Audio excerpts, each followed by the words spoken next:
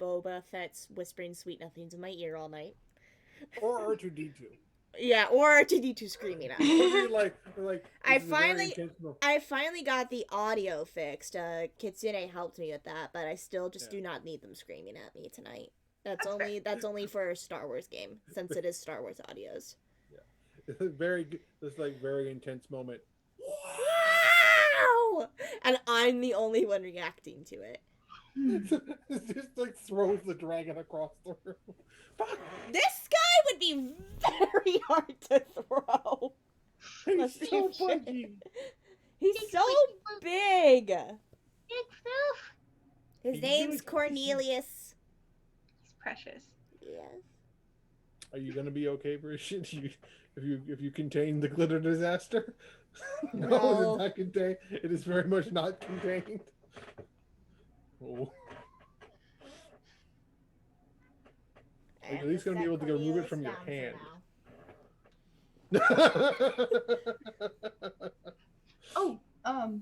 Also, Oh? by the way, which like people can see this if we start the live. So I decided to start knitting a cowl type not knitting, crocheting a cowl type scarf. And I love this yarn. Ooh. I love this yarn. Ooh. It just That is gradually fades. beautiful. Right? Bitch. Like, I got it because I saw it on the site and I was like, oh look, it's bicolors, and it really is. How?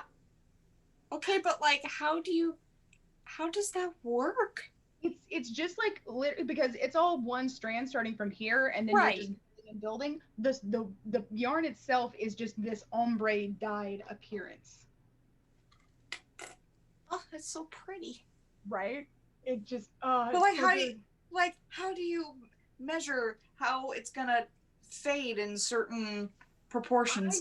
You know what I mean? Technically, you could do a swatch scrap to see like how it does. Those are a little harder with like, because this is a long fade. Like I've already used like a good hunk of the yarn, but like technically you can do a scrap and see like how well it does. But yeah, I was really But it surprised. looks great. I say again, pauses and bisexual. Well, that's neat. Exactly. But yeah, I love it's You're so pretty. so pretty. That dragon is going to be judging us the entire night, no matter where he's at. He's like, I see you down here. You feel the... It's like, oh my god, guys, do you have to be so angsty? Fluff. No, fluff is what you're full of. Fluff is what you're full of, among other things. You look so cozy though. If it moves, I'm setting my. I don't know what I'm setting on fire. I'm setting something on fire. If it decides to move by itself, like, oh my god, it's gained sentience. if it moves, I'm purely gonna look at Loki and be like, stop fucking with us. We're trying to like. Stop. I will get you an apple. I will get an apple Stop. for the altar. Stop! You I violated provide you- law. See, that's one of those things. What's it's like it's one of those. Somebody was like, what's something you can compare to a Shinigami from Death Note? Loki, because you can bribe them with apples. This is true. I just had one of my Star Wars memes pop up on my Pinterest board, and it's just so fucking accurate. What a wait, huh?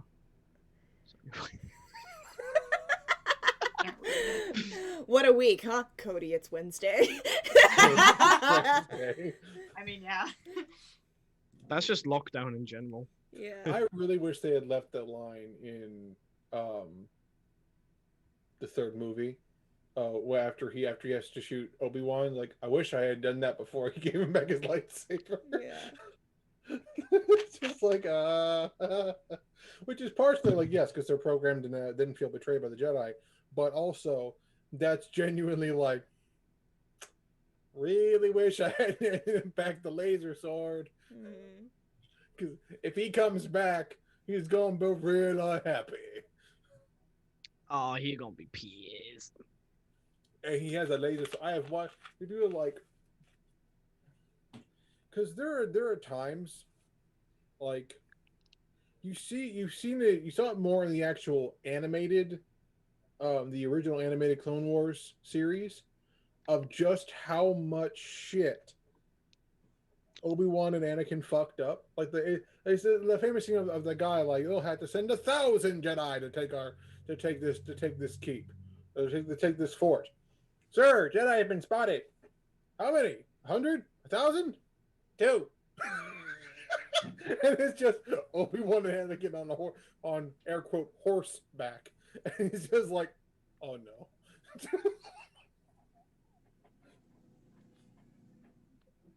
Oh.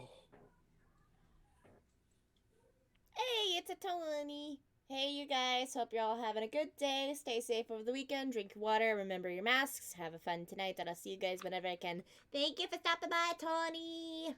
Thanks, Tony. Woo-wee! I'm just scrolling through social media.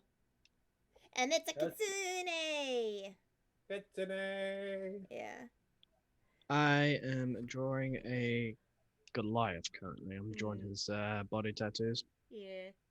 I'm just taking in some comments a friend made on a friends tell me your opinions video. You guys know the one, and they have a point from their point of view, and I'm just like, learning process for me.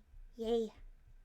I feel like a dick, but they also said it's my decision when I do. But I'm just like, I still feel like a dick because I respect your opinion so much. There's a lot of things like, there's this weird thing about opinions where, depending on who makes the statement, people, like, funnily enough, Barack Obama made a joke about this, and it's really fucking accurate. Where he could say the sky is blue, and then Republicans would say no. That's literally how people are sometimes. So there are people who you just genuinely do not like. Their whole vibe you do not gel with, or they're just genuinely a bad fucking person, or you feel like they're a bad person, and they say something, but in your logical brain you're like, that makes sense. However, because we are petty bitches. And it's like, yeah, that's my fatal flaw. I won't take advice unless it comes from somebody I respect. Yeah, and it's like, which is also not necessarily bad. I've had both sides of people agreeing with me and not agreeing with me, and I've just been listening to their reasonings and stuff, and both sides are accurate. Yeah, like there's always this opinion that there's only one right answer, and that right answer is what I believe, and it's like, no, there are multiple correct answers. However, the correct answer is pineapple does not go on pizza. My version of that answer is, if it is pizza, I will eat it. That's fair. If it's pizza, I'm gonna eat it. Like, if it's got, I don't care if it's got pineapples on it. I've had Hawaiian pizza. I don't hate it. It's not my favorite. I've always said, when it comes to pineapple on pizza, I would never go out of my way to order it. Yeah. But if I'm at a party and it's the only thing left, and I'm really if it's presented to me, I'll fucking take it because pizza.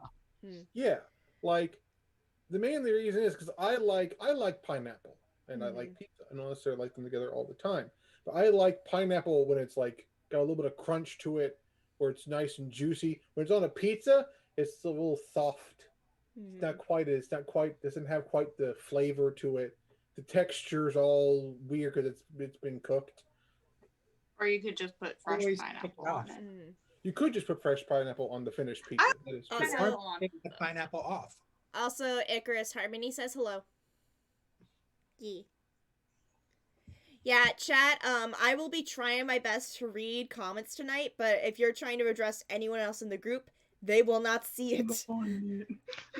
I may see it because I always have this. They will not see it unless they are in the chat themselves, because I'm the only one who has the chat box, because I am the streamer. I am suggestively rubbing my TV. Take that as you wish. We shall, but you won't like it. I like how It's been going on so long, even our appliances are touch starved. Oh, Jesus Christ. Just Depends on the appliance. it's true. Yeah. And this is why my it's channel is 18 plus. It's gotten as bad for me that one of the delivery drivers who I deal with a lot at work, Rico, he's like, "Come on, man, give me a hug." And I was like, "You know what? Fuck it, I need a hug." Rico gives good hugs. He No, also I occasionally gave a brings coworker a hug earlier this week, and I almost cried. just like I was like, "Oh." Alright, we're 10 minutes in, so might as well at least get started on announcements. Hello, everybody! Welcome to Kingdom Chronicles. I am turned to page 394. Here with Alpahana 5311, Bard of the Midwest, MN Chief, Bryce Ossiles, Icarus of Might, Aki Obsession, Bridgie Lee, and Brian T. This is our 48th session of GKC. Holy shit, guys, we're getting close to 69. Nice. We have only 21 more sessions to go. And then the title will just be nice. Nice. Yes. As always, our wonderful friend and moderator Jane Kitsune is in the chat right now to chat with all of you watchers and answer any questions y'all have got. He's also hopefully going to throw up our master link as well for all of our social medias, our shops, informational card for Black Lives Matter, the whole shebang. No updates from the Teespring store. I haven't put anything new out yet, so the most recent one was the Aula Castiel merchandise, which is available, and I think I've updated the Teespring widget on Twitch to actually show the new merchandise now. So that's there for you to take a gander. Is anybody who owns merch shops have any updates for their shops? I am constantly going through. I have new items available on my shop, including some cute pumpkin photos if you're in a fall mood, because we all miss fall at this rate. And I'm going through some of my old images and uploading so that we can have them in bigger sizes and things. So pillows and curtains are available on more objects. New York socialite Helen Cumlett. Just gonna press a button.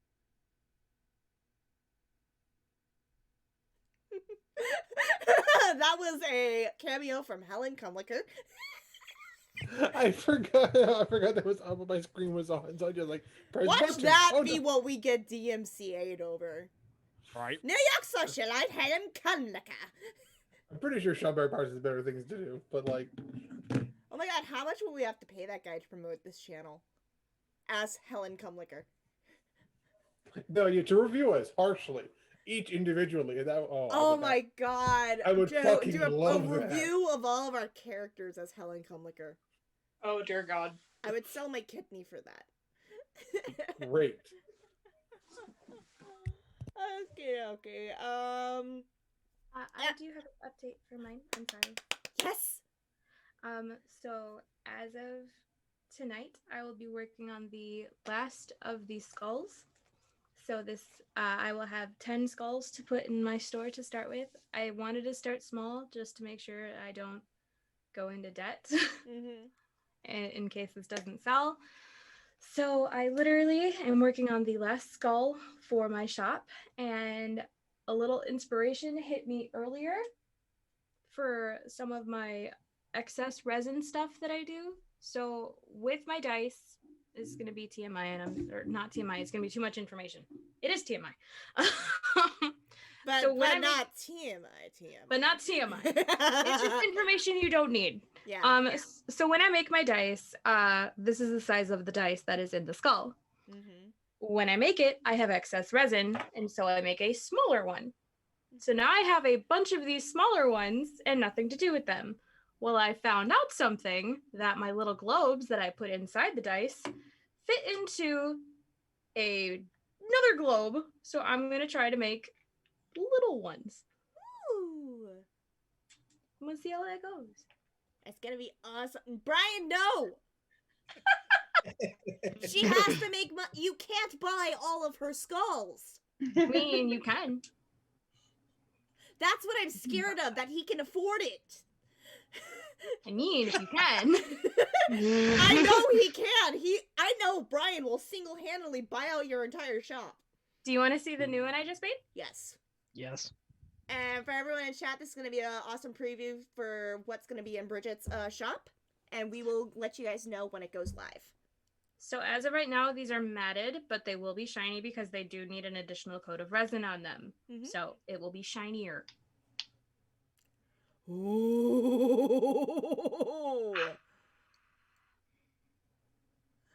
That is amazing. I don't know if you can see it, but it shifts from green to pink. I kind of see it. I like it. Dude, I know the promotional photos when you put that on Etsy is gonna look fucking awesome. Oh yeah, I bought the little box kit to take like the professional photos. I'm excited. Yes. I can help you figure out the best way to do all that if you want. Please and thank you. Alright, so those will be coming to an Etsy shop near you once Bridget has all the information together. And I personally think that they are going to sell out fast. Because I know half of us want one. Alright, if that's it for merchandise updates, as always, we have our YouTubes that are linked in the link tree that a lot of us upload VODs of our streams and our games to. I upload Secrets of Pandora, Lost Mine of Phandelver, GKC, and Star Wars Outer Rim Misfits to my YouTube every week. I'm actually doing a big upload tomorrow, so I'll have new episodes up. Sarah uploads Humblewood to her YouTube. And Mitch, once you get your campaign going, you'll be uploading Tales of Yggdrasil to your YouTube channel as well, yes? Yes. So, quick announcement about that, as some of the people who are part of the campaign are present. Obviously, it's going to be a little bit difficult because I am going into the British Army. So, it will be a case of we will do the session that I have planned for this month, and that session is shortly after I have my interview / brief call phone call. So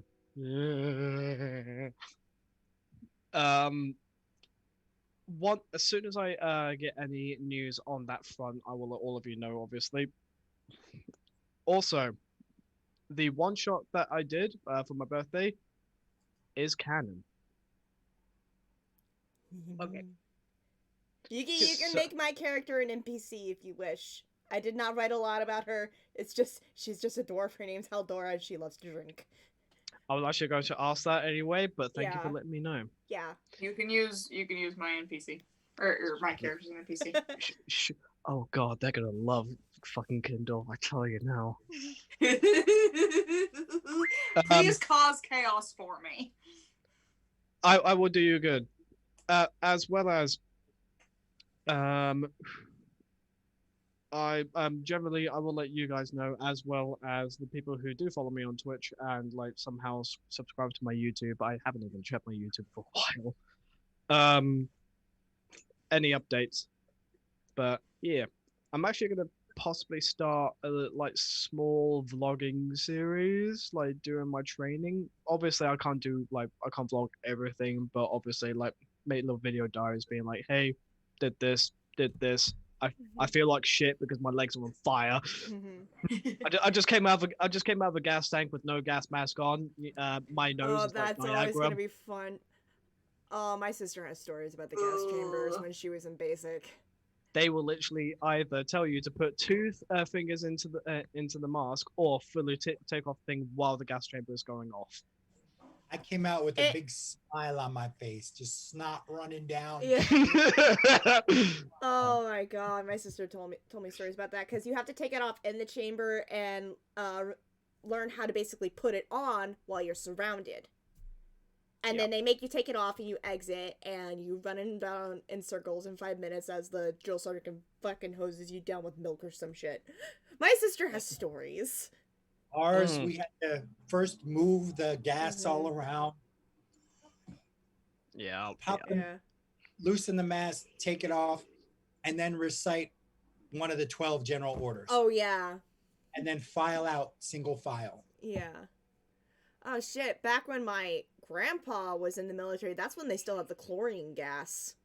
They had to ban that because a soldier died. Yeah. Ooh. Now it's something non-toxic, but irritating as hell. I've done that. Yeah. It's basically the gas version of pepper spray. Yeah, it that's fucking basically what sucks. it is. But Yeah. I also just want to quickly thank all of you guys for the support. Because this is a pretty fucking big deal, and I'm scared shitless. But I'm trying to hold my shit together as well as I can do. But thank you all, and I couldn't have asked for a better found family. I love you. Yeah. All right, enough of the sap. Let's get into the angst. What's lucky is for you, a lot of us either come from military background or military family, so you have a lot of fucking support around you. Yeah, Guys, I have family. My cousins. Guys, Staff Sergeant made me run. My legs don't work anymore. Help! Oh, fucking boo, hell. That's how I respond. Oh, boo, yeah. you whore. You know, that only happens So when they have you do what's called mountain climbers. Oh my god. The best thing you can do when you finally feel like giving up is to jump up. When they ask you why you stopped doing mountain climbers, say, I reached the top of the mountain, Staff Sergeant! I don't need to move anymore. It's fine. Oh man, I'm just having flashbacks to cadet summer camp with the cherry pickers and the flutter kicks. You want to make an entire battalion of students hate you? Do something that fucks everything up, and then the whole battalion has to do flutter kicks until the drill sergeant is satisfied. Yeah, I'm good. Thank you. Thanks. Yeah. But all right, that's enough of the sap. Yeah. Basically, I will keep you guys notified. I actually had a tiny announcement. So for those of you who do know, I'm working on a music album right now. It's a collage of a whole bunch of songs that I've written over many years, and it's coming together really nicely. And my goal is to have it be uploaded and ready to go by my birthday this year. So hopefully it'll go well. I'm thinking about the album being called Revel, so I think it'll be really nice, and I'm excited. So just keep an eye out for that. Will do. Or I guess keep an ear out for that. Eye and ear. As soon as it's available, I will be buying that shit. Head, shoulders, knees, toes. Alright. One last official announcement. We will be joined tonight by Brandon, aka Son of Asgard, or Viking Boyo. He just finished up his D&D game for the night, I believe. So he'll be joining us in half an hour or so and bringing back Falkreer. So since we are heading back to City of Granite, we'll be hopefully encountering Falkreer again. So Brandon will be joining us later tonight. Yeah. Any more announcements from anyone else before it's time for the ritual? Yes, Sarah. So if anyone watches the Humblewood campaign, you know that we do it live on YouTube. This is probably going to be the last time it's live on YouTube, as I'm going to be switching it over to going live on Twitch, pending me figuring out OBS or Streamlabs. I haven't decided which. I technically have both. And when I start doing that, I'm also going to start streaming some gaming that I have, starting with a PC game that I have called Armelio, which is a very Redwall Humble-esque RPG card game kind of thing that you can get on Steam. Oh, there is a way you can actually stream the video call itself straight to Twitch without having to use Streamlabs. Yes, I have looked into that. And it involves me finding an extension, and it's super complicated. So I gotta talk to Brandon about that. Yeah. Fair. Yeah. Don't forget that Kitsune and I both use slobs, so if you have any questions about slobs, you can ask either of us. Alright. If that is it for announcements, one last thing. This is my big son. His name's Cornelius. He's as big as me. I disappear behind him. He will be judging us for the entire campaign. Yes, he will be my emotional support dragon tonight. I bought something just because it was pretty. Do you want to see? Yes! Yes. Yes. The longer we delay, the sooner Brandon can join us. Right. Ooh, what is that? Ooh. Ooh, it's a rose! Oh, It's blush. It's blush? Fuck off. Wait, it's like the blush on the rose petals, because I've seen that kind of makeup before. No, the Oh. rose is the blush. That's what I'm asking! No, okay, so like I know like there's some like there's a like I know there's like a highlighter or like a face powder that is on a like fake flower. Like I've heard of that one. This is motherfucker. Ooh. I can't. That's like because you know how Milani has blushes that look like that, but the roses aren't as detailed. I have one of those right over fucking here somewhere. I can. Ow, my ribs. Ow, my ribs. Yeah, I have a little Milani blush. Oh my god, do we have the same color? I have Probably. I have two of them. I have tea rose. Rose, wild rose. Oh, wild rose, nice. And This is why Bridget can't go to Target. This is why I'm not allowed in Ulta ever again. That is so pretty. I fucking can't with this shit. Makeup is literally an art form. My fucking god. Speaking of art form, can I show my Goliath tattoos? Because I'm actually really proud of these.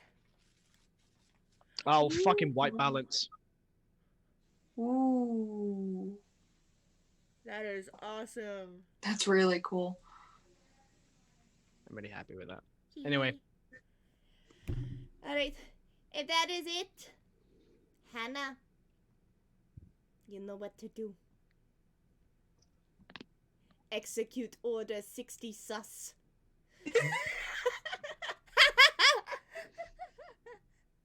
I'm disappointed in you, Paige. It's the I'm not.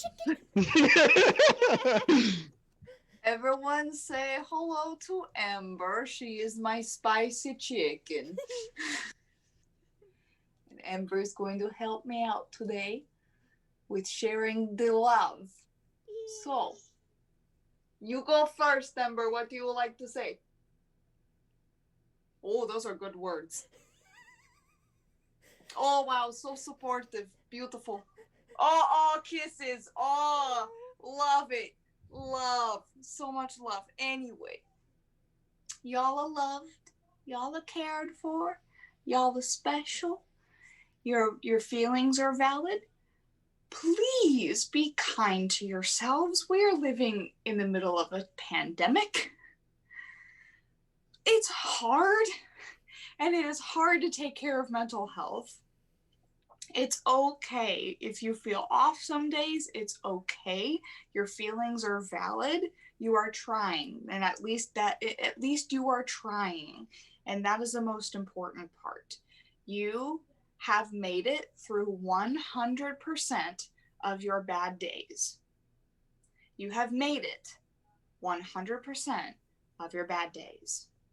You have survived, you have overcome, and you are still here today because you are so special.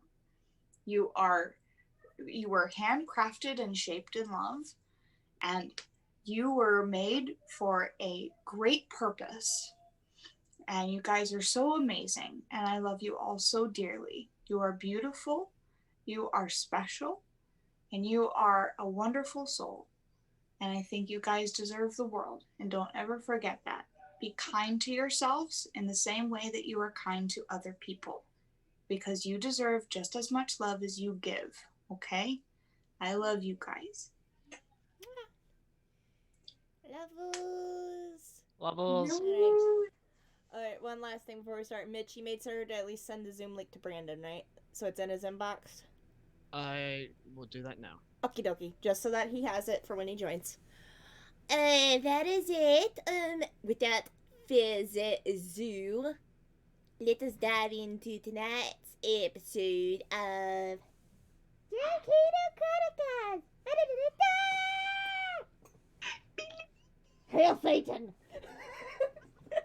Hail Satan!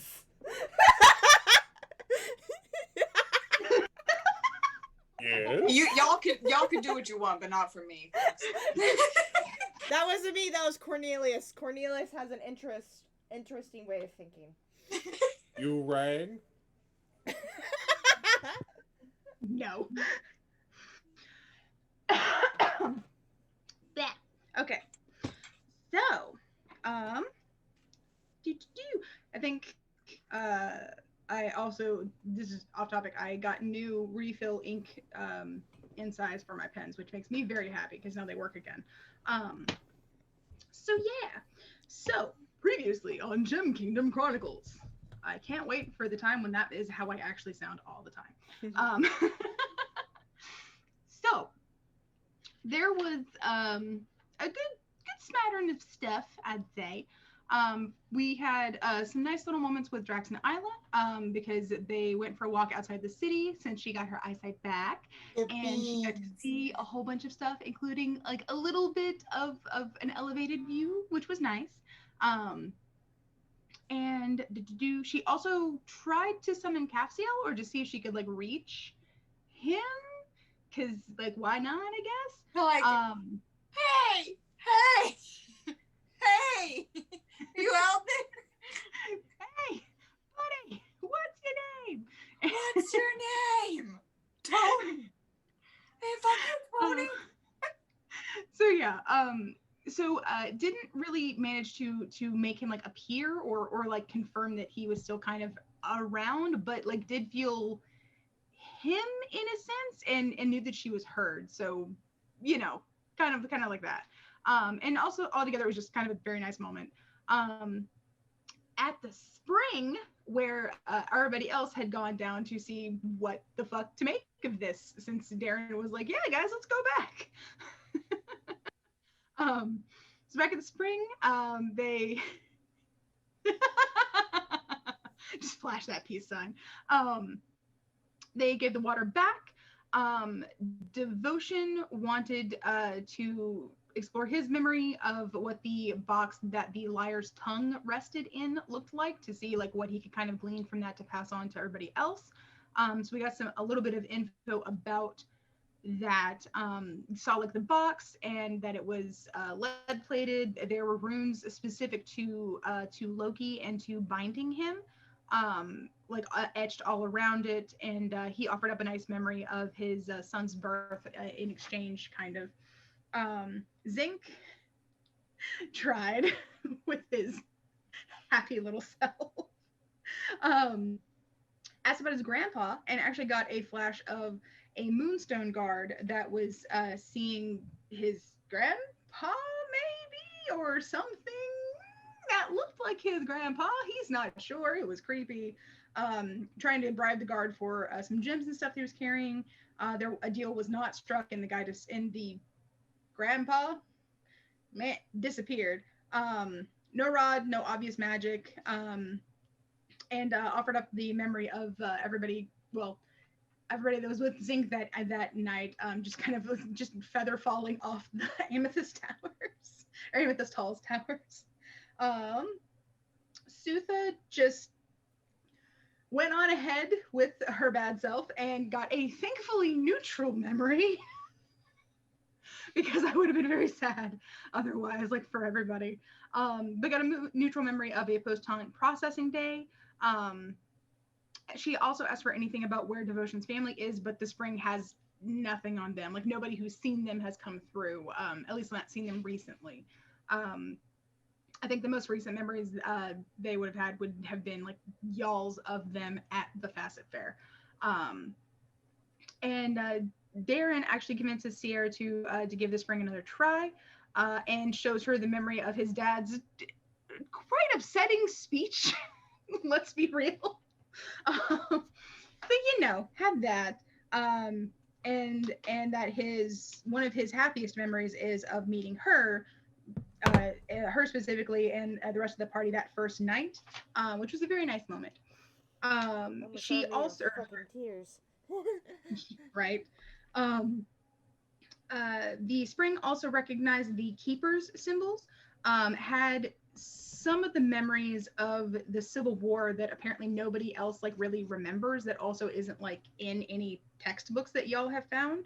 And she offers up some of those, so y'all had to, like, kind of a firsthand account of some of the fighting, some of the death and the devastation, and of the sisters clashing out on the battlefield, like actively.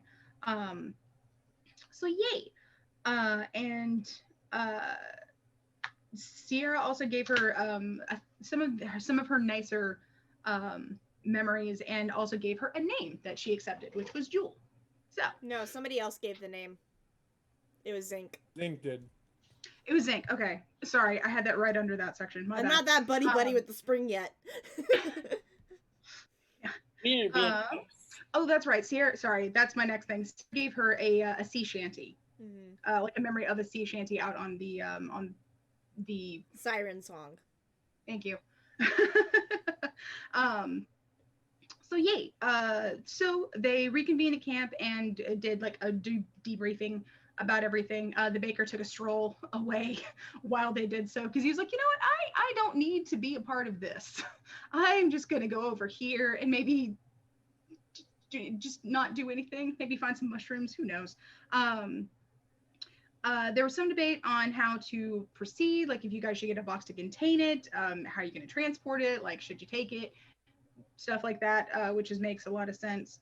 Then the angst hit harder. Wait, we didn't do it dumb though, so we No. now have a 1. We now have a 1. We now have a 1. I highly doubt it's gonna stay up the rest of the night. We'll see. So the stuff about Devotion's family comes to light, and also wife Sutha is pissed at him.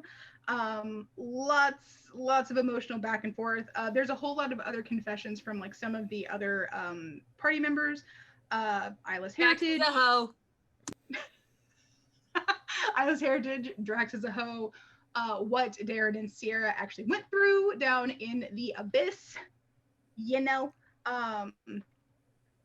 Devotion mentions Isla is related to Prince Chen specifically, is the note that I've got here. And also Drax is a hoe. Is the short form of what we also found out. I'm joking. I found ex-hoe. Drax was a hoe. There we go. Past tense. So yay, Sutha went off and Sierra went off after her, and they have a talk after Sutha initially thought that it was Devotion coming after her. It was like snarly and like, oh, go, okay. They kind of end up like comforting each other a little bit, which was just nice, honestly, just good moments. Sierra also double checked with the Raven Queen to see if the Raven Queen has seen the souls of Devotion's families, and she has not. She does let Sutha know this, and she accepts this knowledge, but is still just like, yeah, but also fuck the gods, because they've done nothing. Because that is how she feels. Sutha senses Darren nearby and asks Sierra to tell him to stay away for a bit. She's still really mad that he knew before she did and didn't say anything. And she goes off on her own for a little bit. Tells Sierra what she missed in the confessions and the memories he shared. And they discuss sort of the memories that were shared at the spring. And gives her the copy of the Queen's Eye map that he had made a while back. Yay. Y'all rejoin the others. Drax, Isla, and Zinc went off to have a little bit of a talk too. Zinc remembers that the barrier is solid since it has to be parted to enter, and casts Fly on Drax and Isla, and they go around the area for some sightseeing, like from high up in the air, basically. And Zinc leaves them to enjoy themselves and goes back to the camp area. The baker agrees to go with him to Granite, and will probably just like hold over there until it's safe to come back. Quite honestly, he might not even come back. He's not sure at this point, but it's just like I'm gonna go somewhere else that's not just a camp in the woods. So yeah, and the last shot was a very subtle one of like the golden temple that was like glowing and looked all like lovely and warm in the sunlight, but with horror movie strings in the background as it fades to black. Because, you know, it be sus.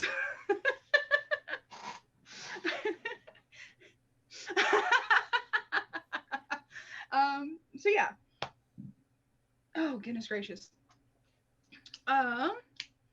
So I figure you guys have settled down for sleep, watches, stuff like that. You kind of worked out like where you're going to be going in the morning. But it's been a long day. There was a lot of like emotionally heavy talks, and like even though you're not, you know, physically doing stuff, that shit still like kind of drains you. So I'm guessing everybody's just going to kind of like do whatever you want to do pre-bedtime and then bedtime. Have we already teleported to Granite, or are we still outside Moonstone? I'll leave that up to y'all. Well, Sutha, I don't know if she'd come back yet, but Sutha has not. Hello? Can you hear me? Yes. Mm-hmm. Okay. Sorry. Usually there's like a yellow box around the person who's talking, and it was no box, and I'm like, what's going on? Okay. Sutha has not come back from her walk yet. Okay. I was kind of hoping to do something there for a sec. Okay. Yeah, because I remember it was discussed that once we all got back together, we would teleport to Granite. I just wanted to know if that had happened or not. If it's not happened, that's great. Okay, gotcha. Yeah. So yeah, we can play it as like this can be the stuff leading up to y'all heading to Granite, because I want to wait till Brandon's back before y'all head over there, just because I figured the first stop will be his shop. If we want to, depending on what Brian wants to do, if he wants to save spell slots or not, we can either, once everyone reconvenes, go spend the night and then have all of our shit back, or we could sleep one more night outside of Moonstone and then head in the morning. It's up to the group, though. Yeah. Also up to Brian, because he's the one spending the spell slots. Yeah. Who's Brian? Zinc. Zinc! Yes. I'm talking out of character. Do you literally have your name as Z Ink? Yes. We should make that a new t-shirt.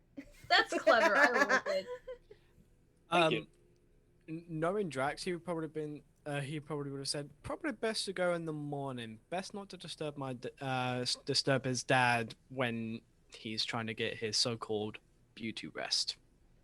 You know, or in the midst of a barroom brawl. Zinc would counter that as a high-level spell, so that being able to rest and get that spell slot back in the morning would be good, but also that's metagaming, so.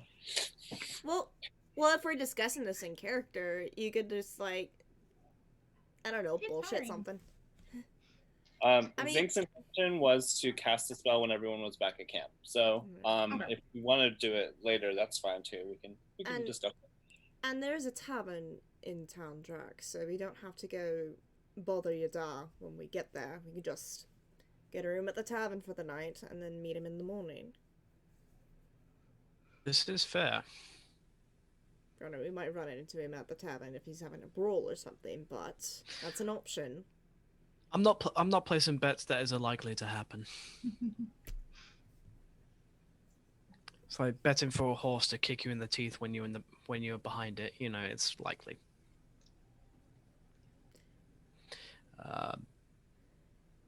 But Drax will look around and obviously Sutha's not around because it's hard to miss. It's like, we should probably wait though. Yeah, give her some time. She went for a walk. Is she okay? Very enthusiastic walk. I'm sorry, I'm like pale as fuck right now because and I'm sparkly. Oh god. Oh god, no! Shining and sparkly. No! Back the fuck off, Stephanie Meyer!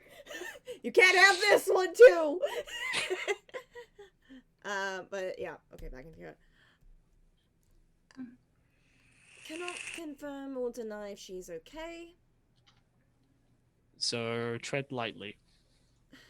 I can confirm that quite a few trees in the forest are not okay. That she just needs some space right now. That'll be fine. Well, like he'll he'll look to the trees. They'll be fine. Also, out of character, we need a T-shirt that just has the Lorax like hiding behind a tree trunk. Just. I can try and work on. I can work on a rough sketch.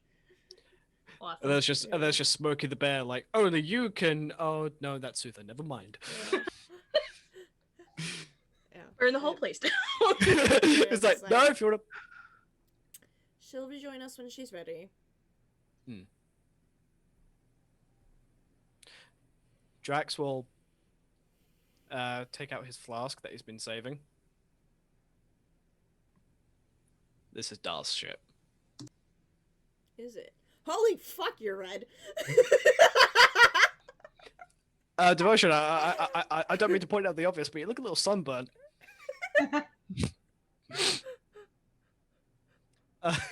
Sorry. I don't know what threw me off more, the redness or the Zorro stash. Yes! That's not a bad curl. I'll give you that. That's not a bad curl. But yeah, Drax will point to see it. That was good shit. Oh yeah.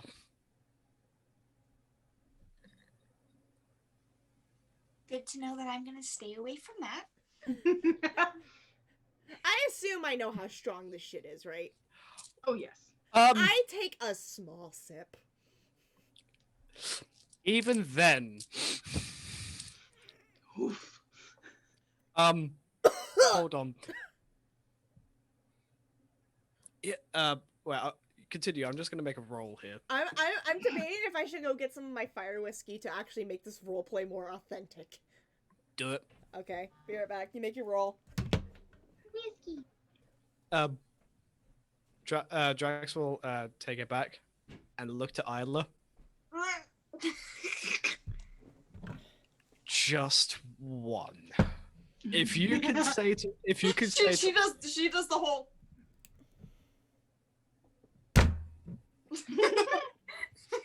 At which point Drax will. Are you sure? I think it's stuck again. Oh no. Oh god, no. Speaking of which, I'm actually going to fill my flask up because fuck it. But yeah, he'll just take and go. You don't need any more brownie points, but this will actually earn his love if you manage to survive.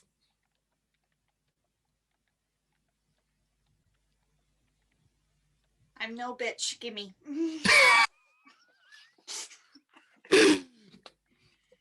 That needs to be a t-shirt. I'm sorry. That needs to be. I ain't no bitch. Gimme. I'm no bitch. Gimme.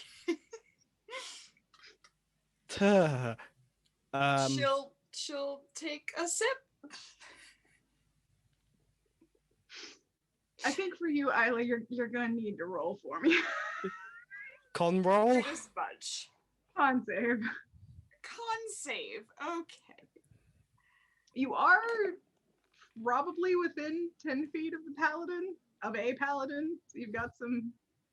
You got a +4. You get a +4 on top of whatever you rolled, which hopefully was not a 1.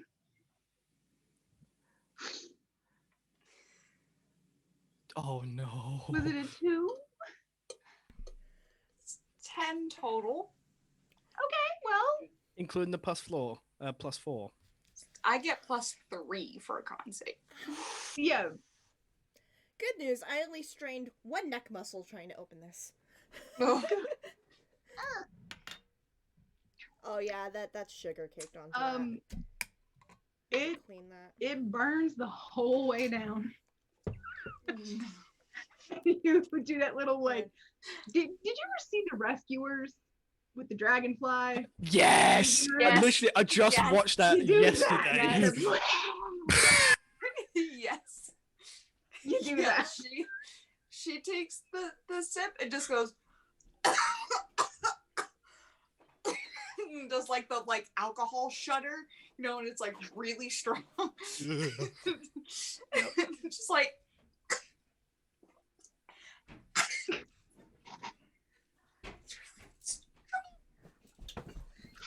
I'm okay. Did you need to eat shit? I nearly ate shit with my dresser. I forgot I had a flask too, so I'm actually gonna put some whiskey in it. So Oh yeah, Sierra takes her sip.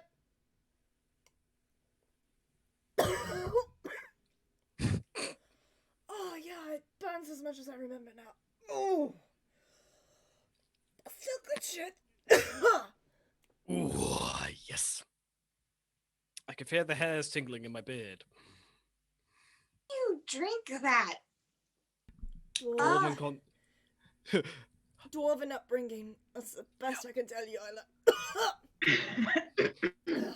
Dwarven constitution. It's a powerful thing. I'm an half-elf. Do you really think that I was gonna be able to take it? I had faith in you.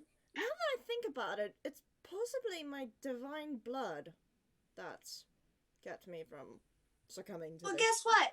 I'm a princess. We're kind of dainty. Drax will look at Sierra. She's bullshitting, right? Like, Isla, there is nothing dainty about you. it's like, If I remember correctly, you ripped a man's throat out while you were a wolf. What? I remember Or that. was I hallucinating during that whole thing? Oh I no, I might remember have that. It was a terrifying experience. It was terrifying, but awesome. Yes, exactly. Fuck. Oh, you just... Like I'm trying to remember this for this one. I was dainty. Oh yeah, that's good shit. Anyone else? Drax will turn to the rest of the group. I think that's enough in that. You see, gnome constitution is actually not that bad. So Yes, please. he will hand the flask to Zinc. Don't. It's a good burn. It's a very, very good burn. Yeah. It's definitely one of those ones like, oh. And like, for anyone who has exposed chest, it's like, whoop! Just a singular hair. just one. Just one.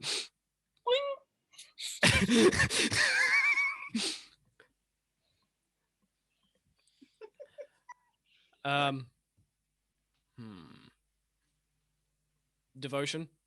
I think out of all of us, you deserve this.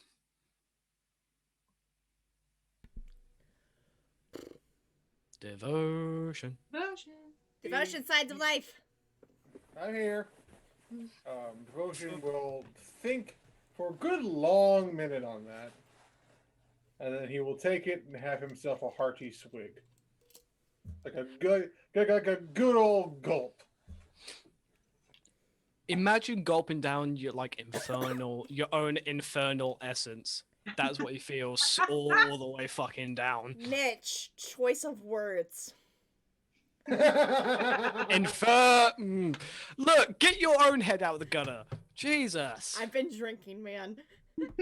I'm actually keeping this flask up here now, and it has Firestar whiskey in it. Mm-hmm. Yeah. Oof. I gotta stop that, otherwise I'm actually gonna get pissed. Yeah.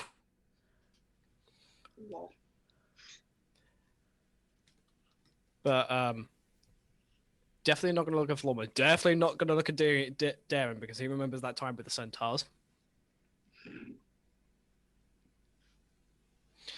And so yeah. And when Sutha comes back, he will offer. Alrighty. Speaking of Sutha, how many trees did you knock over on your way away from where you were with Sierra? Sutha. Sutha. Yeah. Speaking of, how many trees did you knock over on your way away from where Sierra and Darren were? None. Okay. Progress. Progress. How you feeling? And What what's you doing? Progress. What's me attached to your crotch? Progress. I should literally do the female version. Like, I don't know, I've already cosplayed as Alucard, but I need to do the female version of Alucard. Oh yeah. Bro, you can leave at any time. The door's fucking open. Oh, you can't fit. You fat? You fat, bro? Is that the problem? Yeah. Is Leo okay? Leo's fat.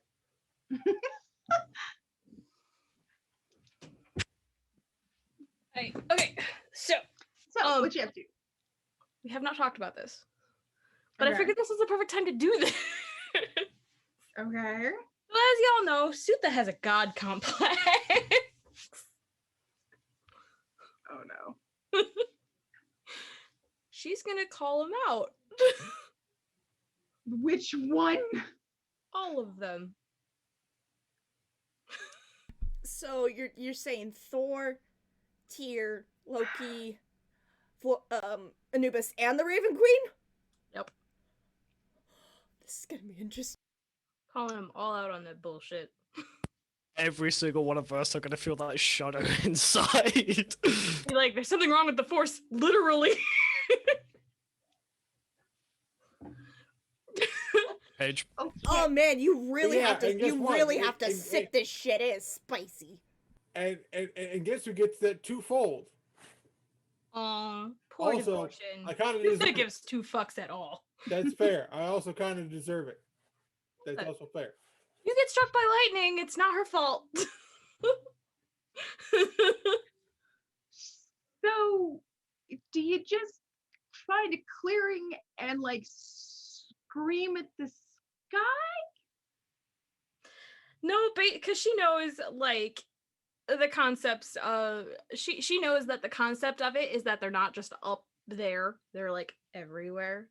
Right. So she's basically just talking around her at this point. She's just like, all right,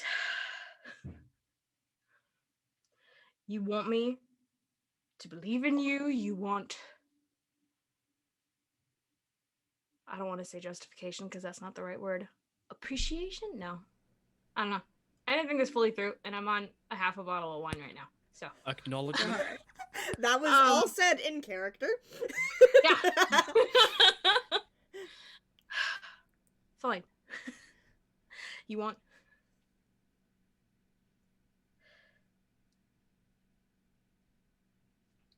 whatever it is you want from them? Fine. I don't believe in any of you. You've never given me a reason to. So give me a reason. I swear, here and now, if any harm comes to my family, in this life and whatever comes after, I will be your death. She doesn't understand the concept, so it doesn't make any sense, I know. It will be my life and my death's work to see you dead. Every single one of you. Unless they are protected and they are alive and well upon me finding them.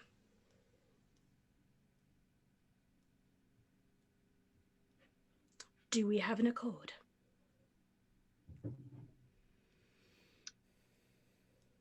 So, I'm gonna need you to roll A base religion. number? Religion? She ain't got that. She's got none of that. Well, that's the thing. You're making your own proclamation to the gods. Uh-huh. She's stupid. So religion feels okay. Tell you what we're gonna. It's gonna have to be a couple of things. So I think first I we're want to gonna say do intimidation.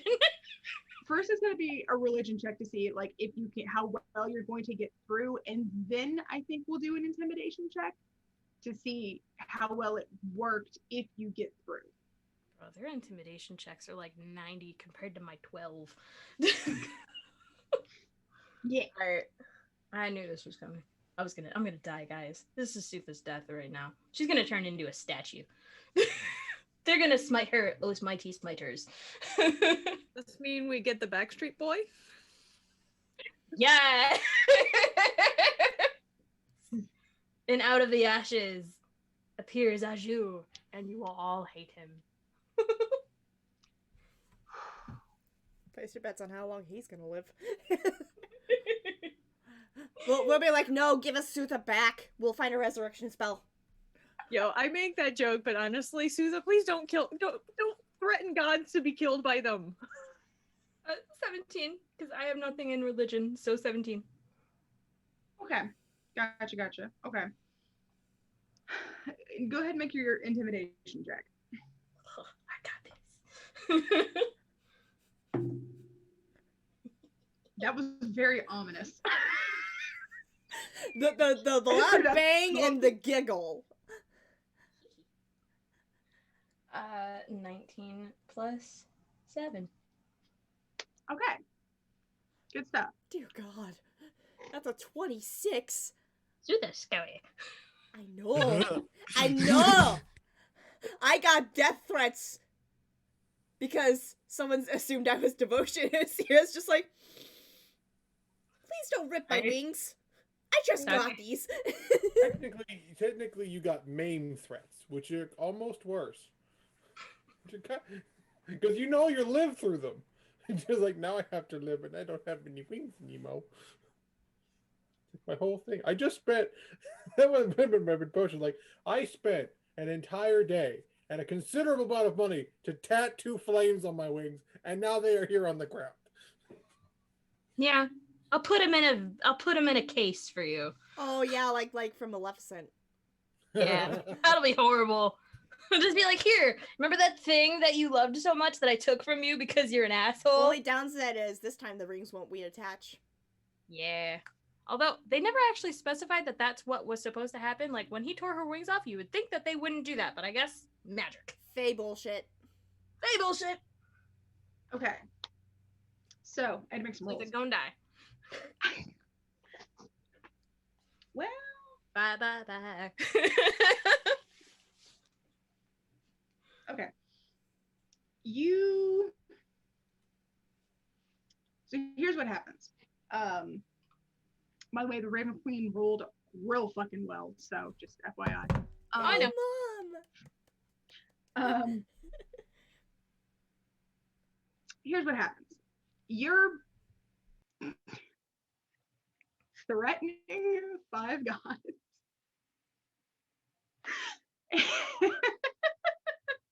And your threat goes through. Your threat goes through fairly well because you, with like your party and everyone having like some connection to them, it's not that it necessarily like makes it easier for you to get through. It's just that they already kind of have like an ear turned toward your party because that's where all of you are. So it's just a little easier for them to hear you because they're already kind of listening in that direction. Okay. It's not that like you have an advantage, it's just that like it kind of worked out to make it happen this once. So you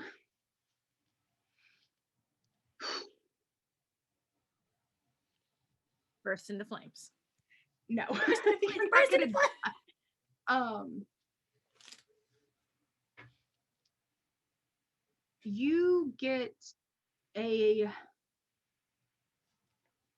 You become part of the center of a very, very localized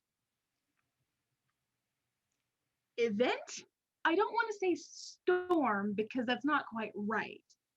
because you're at the middle of this whirlwind that strikes up specifically just in like the 5-foot square that you occupy, that seems to appear out of absolutely nowhere. Within that whirlwind, you hear you hear and feel like the thunder crashing, you feel like lightning sizzling, you feel this rush of heat and flame. You feel this heavy sense of judgment kind of weighing you down, and at the same time an additional sort of surge of righteous fury, but aimed at you as opposed to the other way around. And through it all, there's this sort of just a cawing sound that is exactly like, you know, a raven or something like that, but much bigger than one that you've ever heard, because it seems to be like reverberating inside your skull. All of those kind of swirl around together. It kind of twirls you around just from the force of it. But as I said, it's very localized, and if you take a step or stagger a step in this case, it follows you. And eventually it kind of dies down a little bit, and in front of you you get this split second of you get this split second vision of a woman, completely cloaked in black with a white mask over her face, just sort of hovering in front of you. And the black is the way that like raven's feathers look, where it's black, but it has like this blue and green kind of iridescence within it. And you can't see anything beyond the mask at all. And you can hear sort of the cause of ravens sort of around you as she speaks. You're not sure, you can't see if she opened her mouth, but you feel more than hear this pronouncement that kind of just settles into your brain. And you get this, sorry, I'm trying to think of how to word it, but you get this speech of,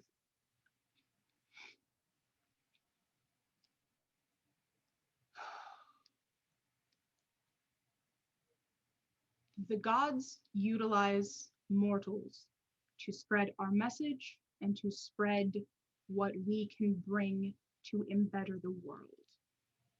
What those who spread cruelty do is not what we can address directly. That is of your concern and your ability. I suggest you look further into how you can empower yourself through whatever means are open to you, rather than seeking blame and lashing out. You are no longer a child, Sutha, bearer of teeth. And then it's gone, just wholesale. Oh man, my mom went hard. Sorry. Right. You're okay. You're still there. You are a little dazed, maybe a little dizzy, because that was a lot of spinnies. Everything's kind of fading away. You're hearing, like, you've got like that ringing in your ears from like a sudden really loud thing. But you are intact. What do you do?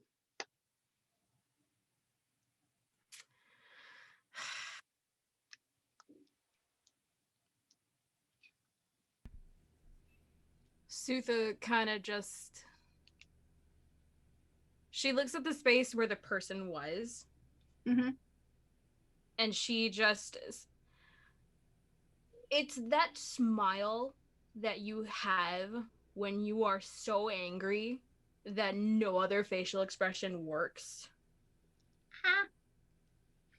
And it's almost, it's like serial killer creepy. I can't do it because I'm not a serial killer yet. Girl, how old are you? I'm getting nervous. I killed 3. So, so, and she's just like, you want me to be the bad guy? Fine. No, I'm the bad guy.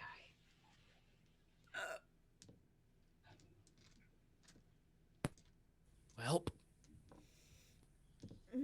Thor's gonna have words with Drax soon. I can tell. I don't know if Thor heard. I think only the Raven Queen heard. That's why she's pissed. The Raven Queen did the best on her role to contain herself and to then materialize to respond, because she got a nat 20 on containing herself. So like she rolled really well. That's my mom. So she got to be the one to be the spokesperson, because the other ones were much more my turn. Yeah, they were much more like just reactive. Raven Queen just was like, especially Raven Queen was like, hold it, boys. I will handle this. Kind of basically, like they were all much more aggressive in their responses just because of how the roles worked out. But she got the highest by far with a nat 20, so she got to do better.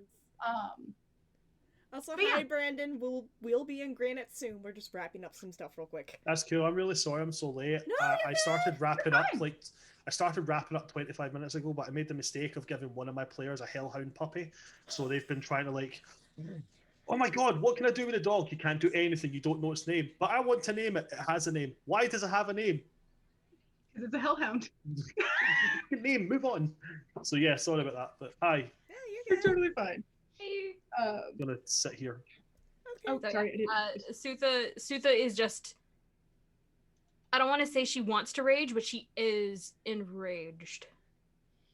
Fair. She's not in the barbarian rage TM, but she herself is enraged the emotion. Yeah, no, gotcha. So basically she just like looks up to this guy, because now it's just angry and she's just stupid and doesn't know any better. She's just like, they are innocent children, you monsters.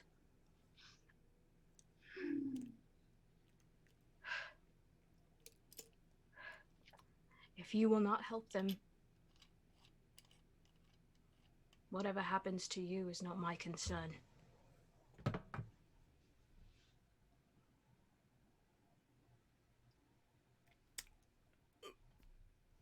Whatever happens to your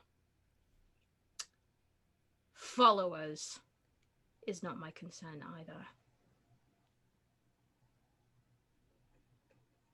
You have allowed this to happen to them. Whether you personally or you involved. So, you have struck your letter.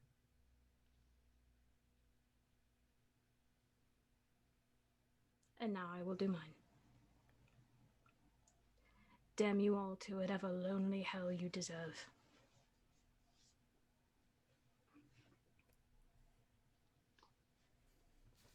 She says it a lot more angrily, but my roommate just got home and I can't yell.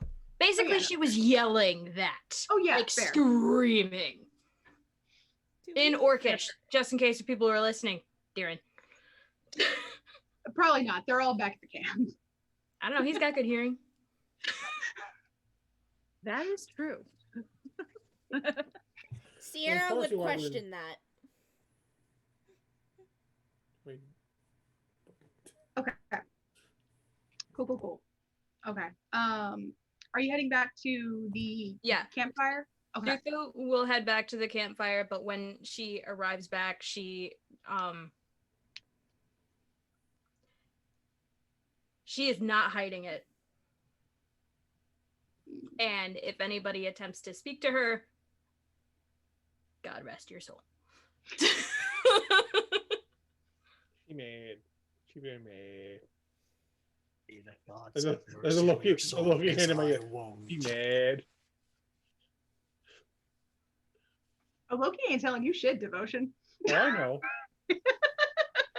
I mean, more he's like, yeah, no, don't do that. Upon seeing that Sutha has returned visibly angry, Angrier. Angrier. Sierra will Got to clarify. Got to clarify. Sierra will telepathically say to Darren, I honestly thought the walk would help her, now I think it made it worse. Yeah. Okay, just sit there in silence. Alright, I see Yeah, how it is. she's just basically There- mumbling there are- in Orcish at this point. Mhm. Like she is like cursing the ground. She is just be all the earth, may all your bacon fucking burn, bitches. Yeah, there. May every sock you put on be slightly damp. Yes. Yeah. May you all step on an ice cube. What It's Darren? definitely one of those. It's definitely one of those things where Darren's just like, there are no words. Well, that. Do you actually respond that telepathically? Yeah. Okay, and she's like, oh, thank God you're actually listening. Oh, Icarus. I don't think Bridget was still here when I said what devotion ran off and did, and then came back to the about using the stone again. Did he ever get a response?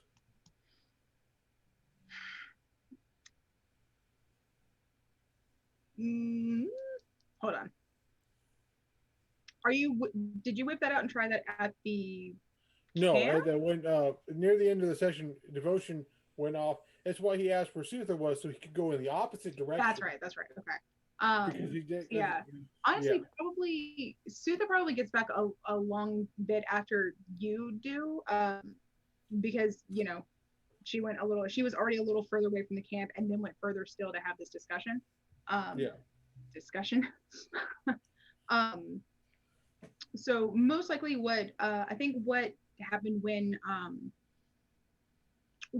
you use the sending stone to reach out, you could tell that somebody was holding the other end of it. What did you say? Because it went through at the very least. What did you say? Basically, what he said was, I will find them. There is nothing in this world, the next, or any other, no god, no demon, nothing that will keep me from them. It's very like if, and that's the whole message, and the context of the message is different for whoever is holding the stone. If it's his enemy, it's a threat. If it's his wife, it's a promise to come after her. If it's an ally, it's do not get in my way. Mm-hmm. Okay. I think what you get back, because the last time that you reached out with the stone, your mentor had answered. I think he does come back, but he doesn't use up the entirety of the of the stone's reply function, or the reply for the message that you sent.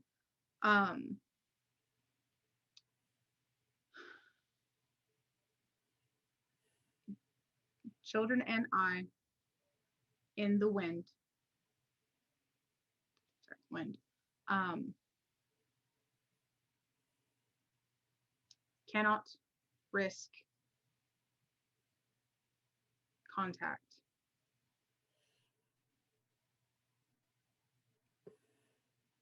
And I think that's all you get.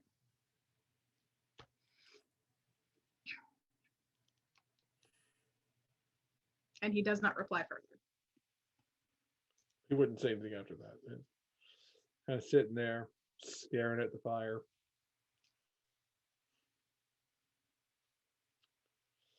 Because it's not the worst reply he could have gotten. But it's also not very satisfying. He knows they're in good hands. He knows that they are moving and that they at least are safe.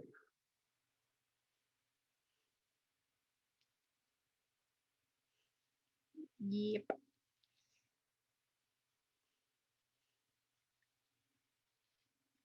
And for Sweet. now, that is enough to slightly quell the internal wrath that is Yeah. building. So yeah, so you get that, and you get back to the camp a little bit before Sutha does, like I was saying. Sutha comes in, and as y'all saw, is quite angry. Sutha, do you just like grab your stuff and like curl up in a tent until like told otherwise, or what? I would say Sutha is as far away as she can be while being able to listen. Okay. Cool. I mean, with that fancy new perception, it's not going to be hard.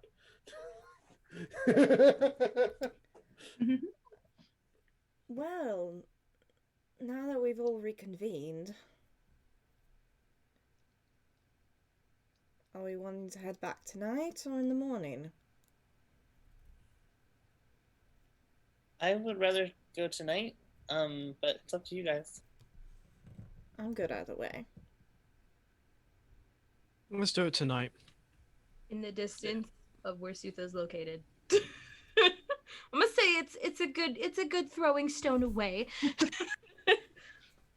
You just hear in Orcish, no fucks given. I'm gonna take that I as a like yes. Sutha. Yeah, Devotion kind of glances up. She doesn't care either way. He speaks Orcish. Angry. He's not touching that part of the subject. He's just like, she doesn't care either way. If we go tonight, I can bring us back tomorrow. So if people want to stay here, we can. I mean, I don't want to split up the group, but also, I believe it's best that we stick together. I can take all of us, including the baker. Where is that fellow? That's the max. I think he was taking a nap in someone's tent. Also, No, I thought he went off to forage earlier. He did come back because he agreed to go with y'all to Granite. I had to go find him. Because I flew off and went and found him and brought him back before I went off to go do my message. Just like, where'd he go? But yeah. He came back. I think he's just kind of like seated against a tree, just kind of like waiting, honestly. So are we all in agreement that we're heading back tonight? Right. Sounds good. Let's pack up camp, get ready. Okay. Montage of packing up. We're gonna need a montage. Packing up montage, fuck yeah. Extinguish the fire, cause fire is bad. Always make sure that you remove the stones from your fireplace, because they can still cause ember ignitions. Yep. And you sand instead of water. And if you leave any food particles, pee on them so ammonia distracts from scavengers. No, we're not going to do that because I want some random fucking raccoon to come scurrying up to our camp and then just mean mug the fucking guards. Just mean mug the Moonstone guards. Like they're like half a mile away. He's just in there. Until we bamf back on top of it. Boom! And he's just like, we have adopted a new critter. I have a possum. You guys are not nice people. The raccoon would be fine.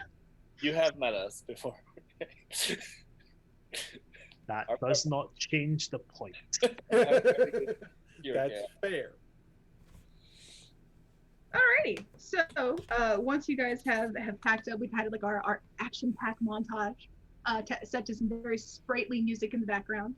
I don't know what sprightly music. Zink, do you just tell everybody to like get in a circle or what? Or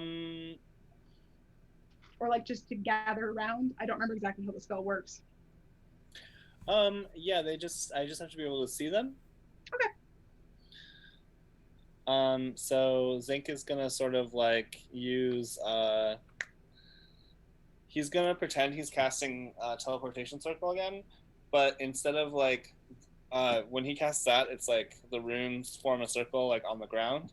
So this time he's gonna do like a symbol in the air, and it's gonna be like it's just gonna circle all of them, and then when it gets back to the original point, we'll bamf out. Bam. And then bam.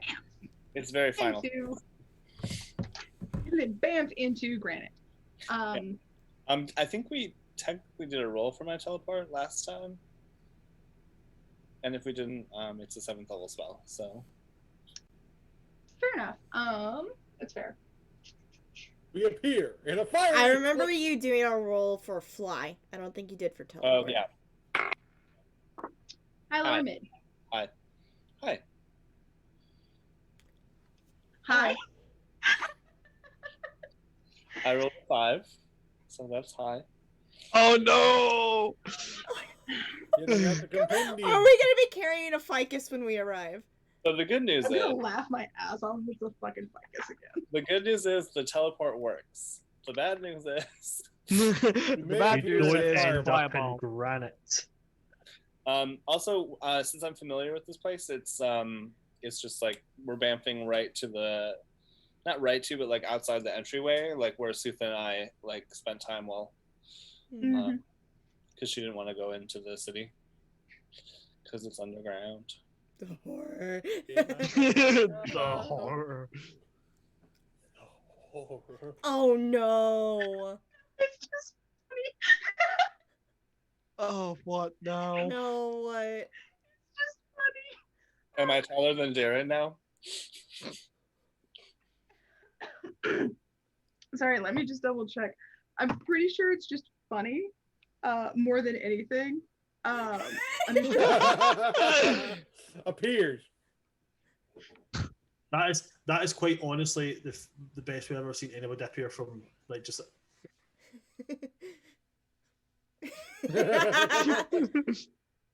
Okay, so here's what happens. Here's what happened.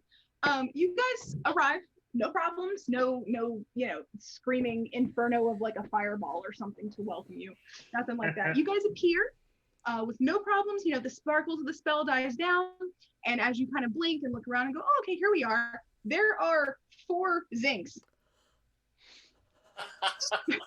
And Zinc, whatever you do, which none of you knows which one is fucking Zinc, whatever you do, the 3 copies of you also do. You cast mirror image when you appeared. This is Faultless' worst nightmare. I. Don't. No. Did he just reproduce? Let's. Go. Oh, goodness. Is that how gnomes reproduce?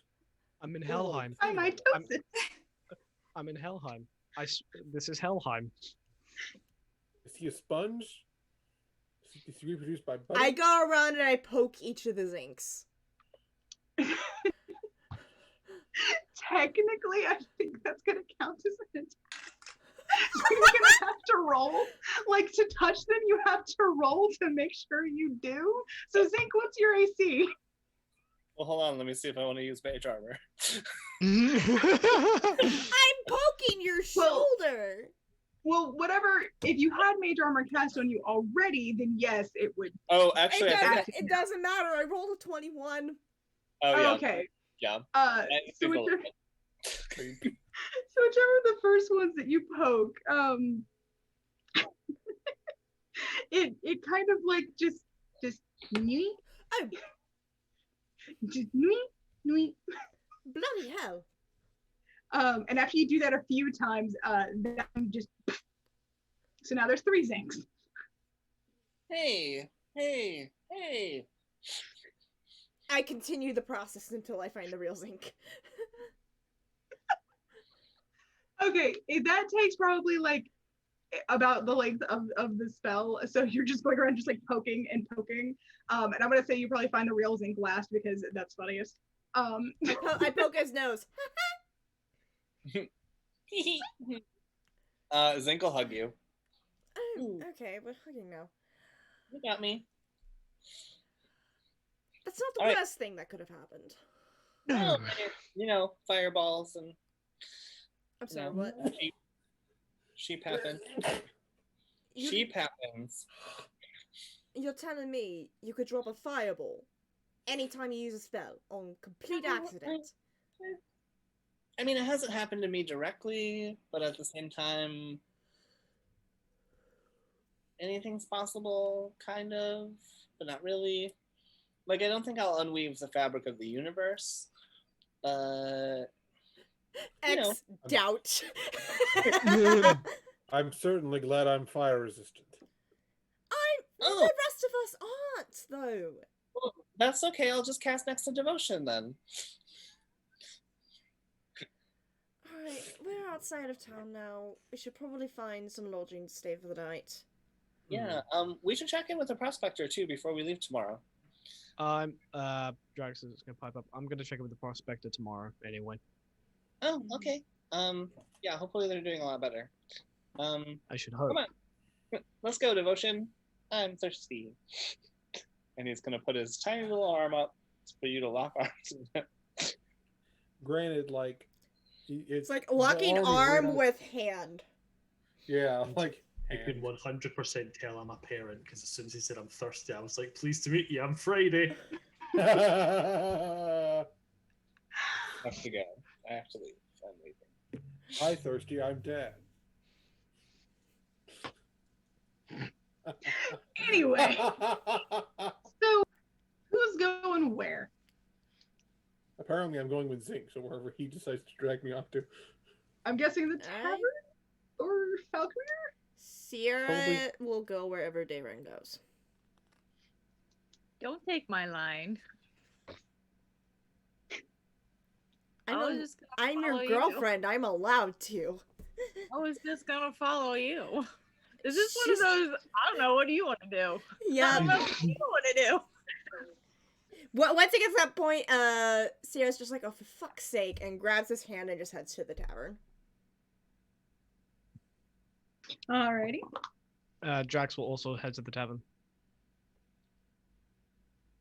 Okay. To the Flortma Tavern. Up it is. Alright. I assume Isla is coming with us.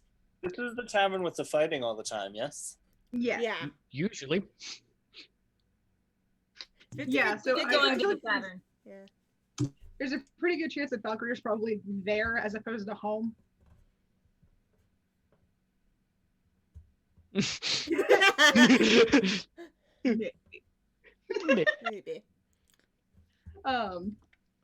But yay. Okay, cool. So y'all all, get together and start heading over toward the tavern. So of course there's like rooms and stuff for rent, so everybody could presumably sleep in a bed tonight should they wish, or on the roof again, like Sierra and Darren did last time. Their choice. But yay. Just steal some pillows and head back up to the roof. I mean, could technically. So, you guys, assemble yourselves, head over toward the tavern. A couple of dwarves were kind of like out and about and were just like, oh, okay, I don't get paid enough to care. Kind of thing. They all just like appeared. Especially because you have a very memorable mix of people. So they were probably just like, who? Oh, it's those guys. Okay, well, yeah, we're fine. Oh, no.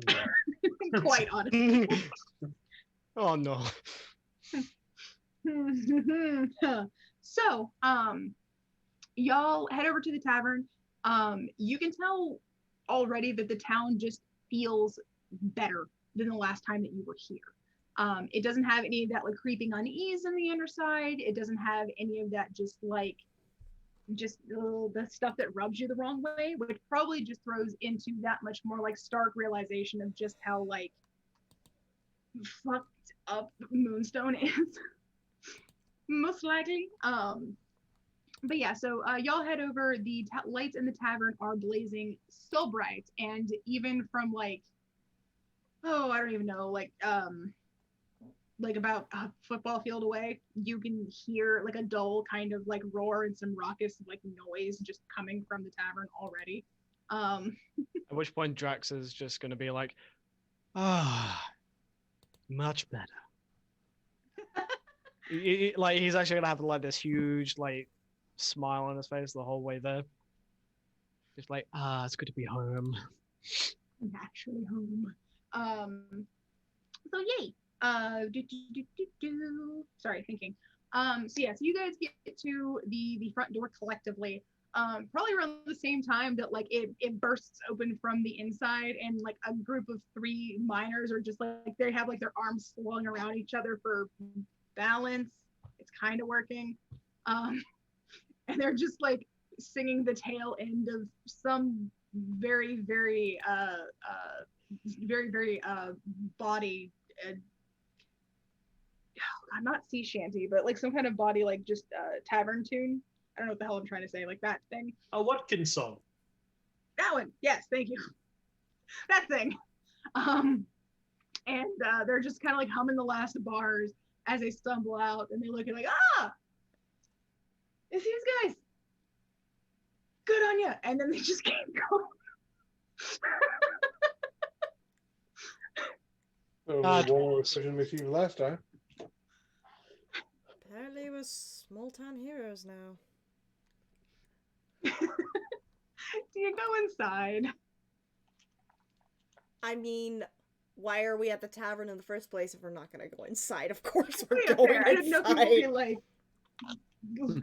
The construction of this tavern is amazing. What period do you think We're gonna it is? go inside. Fantastic start a architecture. fight. Amazing.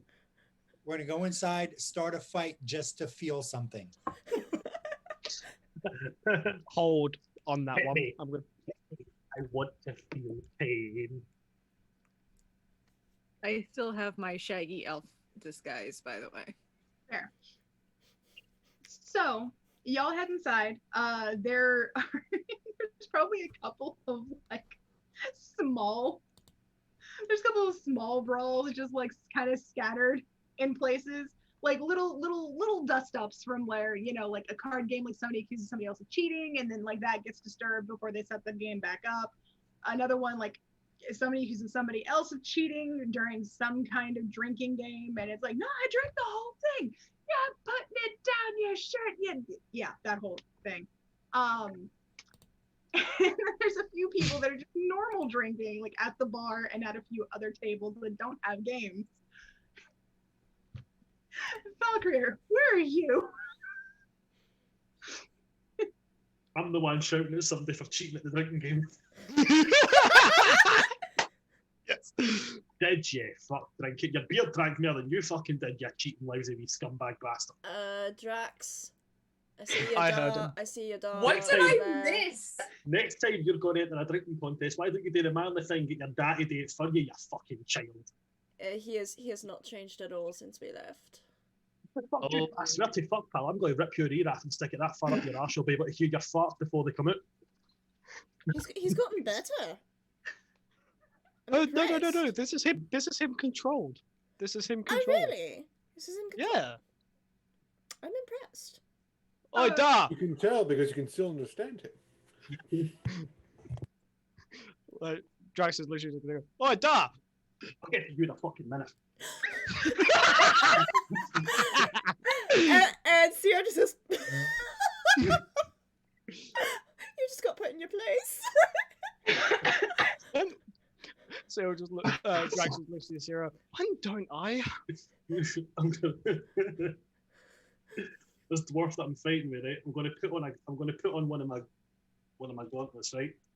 I'm going to cast heat metal on the gauntlet. Oh You're wearing it. I'm immune to fire. And then I'm going to wet Willy the dwarf.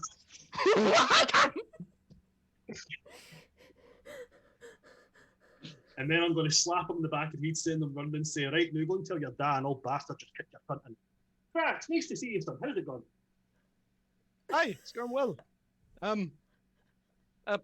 as well as it can be. We just came from Moonstone. We don't talk I about don't recommend. Moonstone. I don't recommend. Let's just say. Let's end it with that. Great place. Is everybody else there? Yeah, we're all there. But yeah, the whole party's here. Of course, your drinking buddies are still at their table, but of course you would not. I'm going to look to them and go, right, better company's here. Fuck off.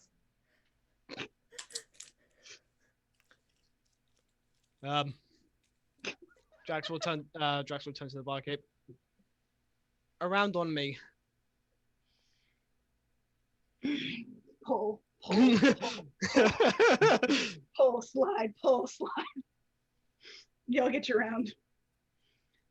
So yeah, Valkyrie, by the way, you have heard of Moonstone? Mostly because like I don't know if you traveled like that far up north when there isn't like ever any adventuring to be done.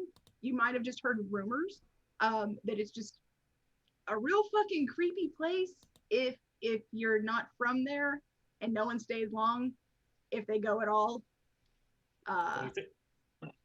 Yeah. Let me get myself into my Doric bottle. And what you also know is anybody that leaves from there that's going back there never speaks while they're outside of the town. Like they just straight up do not. So yeah, that's what you know. We came to Moonstone. I heard that place was full of googly-eyed bastards. Near enough, yeah. Alrighty. Well, it's nice to see you all again. He's gonna like point to Sierra and be like, nice to see you again. Nice to see you too. He's gonna look at Ayla and be like, he's gonna like, Ayla, lass, you're looking as beautiful as the most freshly mined diamond. I still don't get why you're with this one. Seriously, I didn't get it. You'll actually notice she's not blind anymore.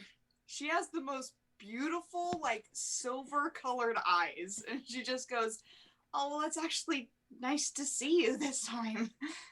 I know you're just being nice. This is no nice to look at. Thank you anyway. I mean, I'm still better looking than what you're currently with, but I mean, I'm still not what you'd call a looker. And funny enough, if you actually take it by comparison, I'm the handsome one. He says this while like missing an eyeball and everything. Like, he's gonna say hello, everybody else. Hello. So, I'm really hoping you haven't come back here because you need me to punch somebody. Because quite frankly, I didn't think I've got much more in me. And what I do have left in me, I'd rather keep for when I'm going out. We actually need you for your crafting talents.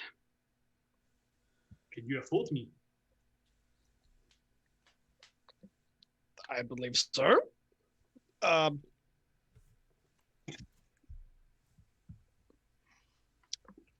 Oh,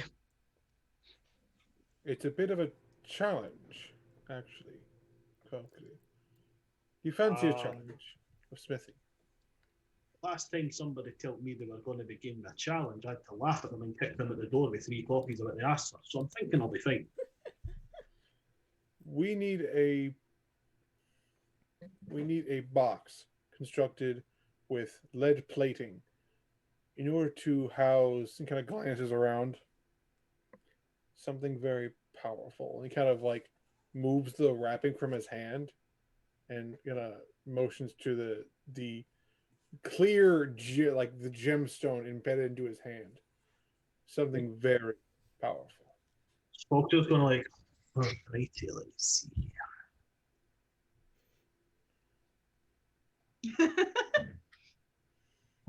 Identify? We're going to cast Identify on the gem in my hand. I mean, I figure that's probably the best way to get a kind of sense of it's working with. Oh no! Equus is like. So, I need to does he double check get how hello? Identify does because I don't remember. Sorry. It's fine. You invite me in one time and it all goes well. You invite me the second time, I start getting comfortable. No, honestly, that's fucking smart to cast Identify so you know what you're working with. Yeah, absolutely. Double checking It just seems like the most sensible thing. Like, yeah. Right, let me have a look at this.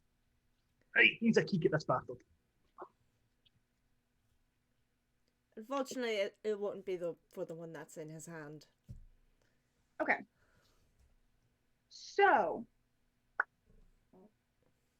learn its properties and how to use them. Okay, so you've used identify before. Obviously, like you're a smithy. You make things. You make commissions. You've done shit. You've been on adventuring yourself. Like you have used this spell before on stuff. Yep. Maybe not necessarily like a gem embedded in someone's hand, but like it can't be that bad, right? Right. Well, Yeah. first time for everything. All right, what am I dealing with? There's a first time for everything. So the first thing that you get. Brian's like, he just like leaned his head into frame. He's like, no. So the first thing that you get legit kind of like punched with, like it almost feels like somebody just like hit you in the solar plexus with this, is just how, even though it's pretty small comparatively, but you get just how powerful that thing is. Like it is, but it is extremely powerful. You realize that it's got some additional containment properties of its own that are on a very specific frequency for like one being. Roll me a religion check real quick. Alrighty, I can do that. I can certainly do that. Just to keep you aware, obviously I said to you I didn't have the sheet anymore, so I rolled it from scratch. Because the blacksmith background doesn't contribute towards anything to do with actual crafting roles, except for you can use smithy tools. I did put some levels in Cleric of the Forge to give actual benefit to rolling to craft something. Yeah, definitely. Okay. So just before I talk about the religion roll, you're like, why did you get that high in religion? That's why. Okay, so not even a joke on that one. I'll show you the roll right there. It's an 18 plus 6, 24 on the religion. Okay, cool. You're also able to tell through this that the being that it is containing is definitely something divine in origin. And you're fairly certain, even though you probably don't deal very much with the gods, but I feel like this one specifically, just because of connections to the pantheons, I think you come to realize that that's probably a part of Loki. It couldn't be like the whole ass god in there. Like there's no way, but you definitely get like a Loki sense from this. And you kind of understand that this specific thing had to have been not necessarily customized, but it had to have been directed to be able to fuse in the way that it did. And it's a very specialized, unique kind of thing that you probably couldn't reproduce with somebody else. It doesn't have like any charges necessarily. That's sort of the basis of what it gets. And with all of this together, and the fact that you can, I'm going to say like this will also give you a sense that this is only a small piece of a greater whole. You are very well aware that you are dealing with something incredibly powerful, incredibly dangerous, and that you have not encountered before. Okay. So from what I'm getting here, it's holding some part of a divine being that feels like it could be Loki. It has a unique design of divine origin that was designed for a specific purpose attached to a specific person or thing.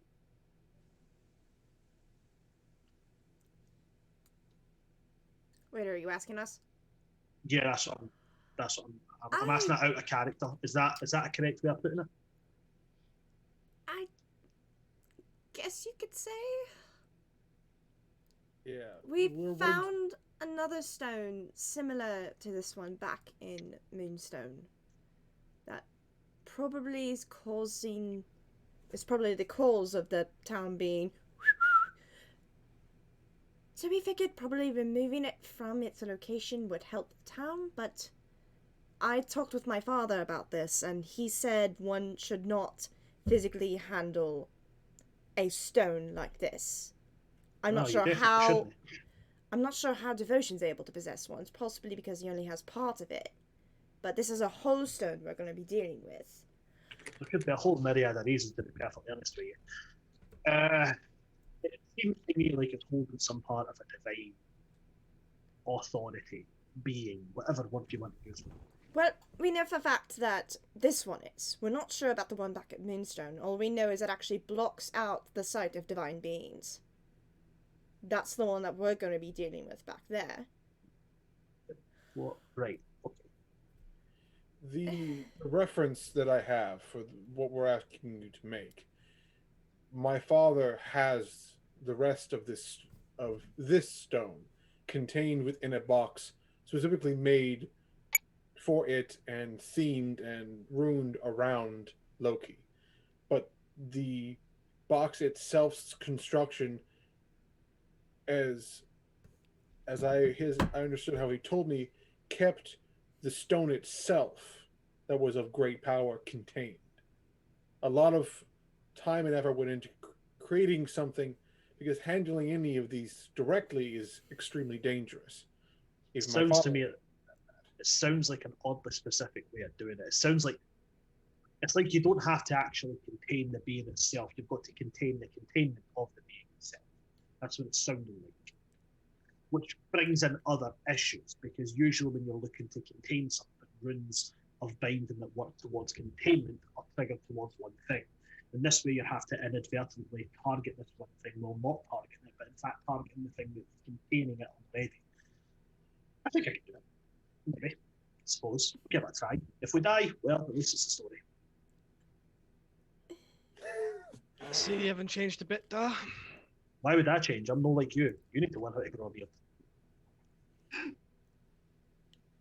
So, how much do you think this is going to cost, Folkleer? Well, it depends who's asking. If it's yourself, I'll give you the friends and family discount, which is 0. If it's Drax, it's asking, you can pay full price. Why do you think I'm keeping quiet? Do I want to ask for it, or make Drax ask for it? Well, what if I'm asking? Well, for yourself, my dear, it'd be a privilege and an honour. Sounds like a fair price to me. Oh, duh. 2 announcements. 1, takes out the flask that he sort of like has his recipe. This one took a swig and held herself up pretty well. I'm impressed. First time he did it, he nearly farted jet fuel. Honestly, she did better than Drax did. Yep. I knew there was something I liked about this year. I kenned it, you know, I kenned it. As well as looks over to Isla with that knowing look. Shows off the ring. Well, would you look at that? Looks like you done and made an actual good intellectual decision for this. And if I must say, it's fantastic craftsmanship. I must find the maker. They deserve a round of applause. So they do this. Oh, don't wait! It was me. It was me. This is a craftsman at heart, and I love it. It's just like, oh, who made this beautiful thing? Oh, that's right. Oh, that's right. she's just gonna giggle and go, "It's beautiful." Not as beautiful as the thing that's on. You're gonna look at Drax and again, just like, I still can't fucking figure it out. I figured out everything else in fucking movie. I can't figure that one. To be honest, I'm still figuring out myself. I have no idea why.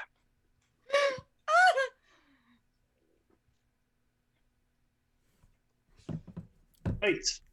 So we should probably get started before I get any more drunk than I already am. Also, how goes the dragon scale armor that I commissioned? Well, what do you think? You've been gone for quite some time. It's dragon scale armor. It's not as if it's going to take me years to craft it. I've got some finishing touches to do on it, but Fair enough. I can't wait to see it. we'll see. We'll see. He's gonna stand up and like every move is just bolt like joints popping. Sounds like a bowl of Rice Krispies. Yeah, pretty much. Bowl of Rice Krispies and like shards of bone. Gonna Rice Krispies and rocks. smack himself in the chest, bark, then be like, right, we're good to go.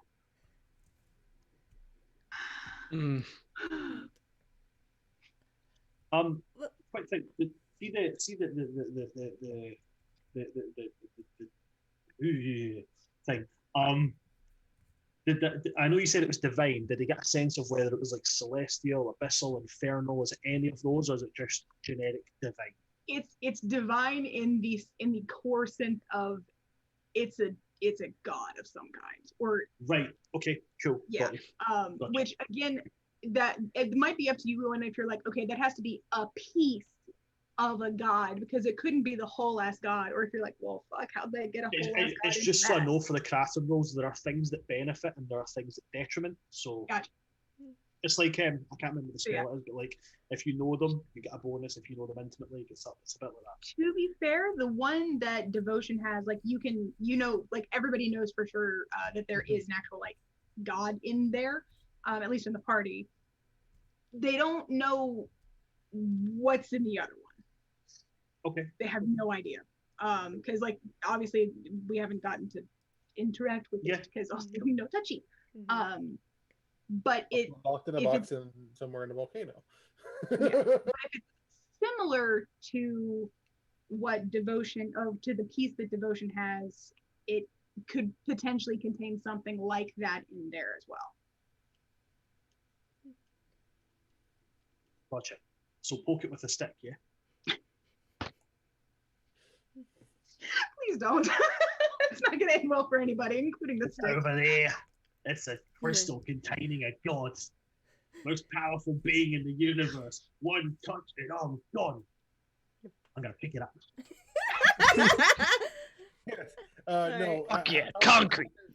How high I have described this before. I don't ever do it on stream. Loki situation. Infinite cosmic power. Itty little space. I think at this point Sierra has finished her drink and is gonna be like, well, it's been a long day for some of us. I think I'm gonna go get some shut-eye. I'll be by tomorrow though, Folklore, if you need any help with constructing the box. Oh, that's mighty kind of you, but probably best to leave this. I wouldn't want anybody blowing up except me. Alright. Well, if you partially blow yourself up, I'll heal you the best I can. If you'd like, I can try my best to draw out how the box that I'm, the reference box, the runes itself may not be important, but they also could be important. That's for a craftsman to. Hey Google, There. turn the light down to 10%. Well, let me take a wee roll on that one. Will he take creative guidance from somebody else? That's the first time this dice has ever rolled on that one. That's it. I'm just guessing it's a firm no. So he's just going to be like, you trying to tell me how to make mine thing, son? No. Are you going to come into my home and you're going to ask me to make you something? You're going to tell me what it is you want me to make you? Really? I love how he's trying. I love how I just realized I'm trying to get in the twin eye. You get one eye. Trying to like give it stink eye with a nothing. Like, actually, this is a point of fact. Did Folklore have one eye the last time? Yeah. Yeah. I just when I could have told me that I've seen a guy with one eye. No, that's fine because I don't remember him having one eye in the last time he was like. I think I mentioned him having one eye. Yeah, I think he mentioned it. He mentioned it when he was describing how Folklore looked. at the very beginning, and then we didn't really address it after that because he was jumping on a dragon's back and trying to smash its head. Mm-hmm. No, I do remember now. Never mind. Good times. Good times. I carved you a picture of that on a bone for you. Wait, I'll leave that to you. Drexel said if I could I'll see you in the morrow, and if there's anything, I'm gonna go to see the prospector tomorrow morning as well. Is there anything that you need me, any message that you need me to pass on? Aye, tell her she can suck my boot if she thinks I'm going to be taking anything less than double the price of what she's asking for. Duly noted. I don't know what she's asking me for, but guaranteed the bitch will come up with something.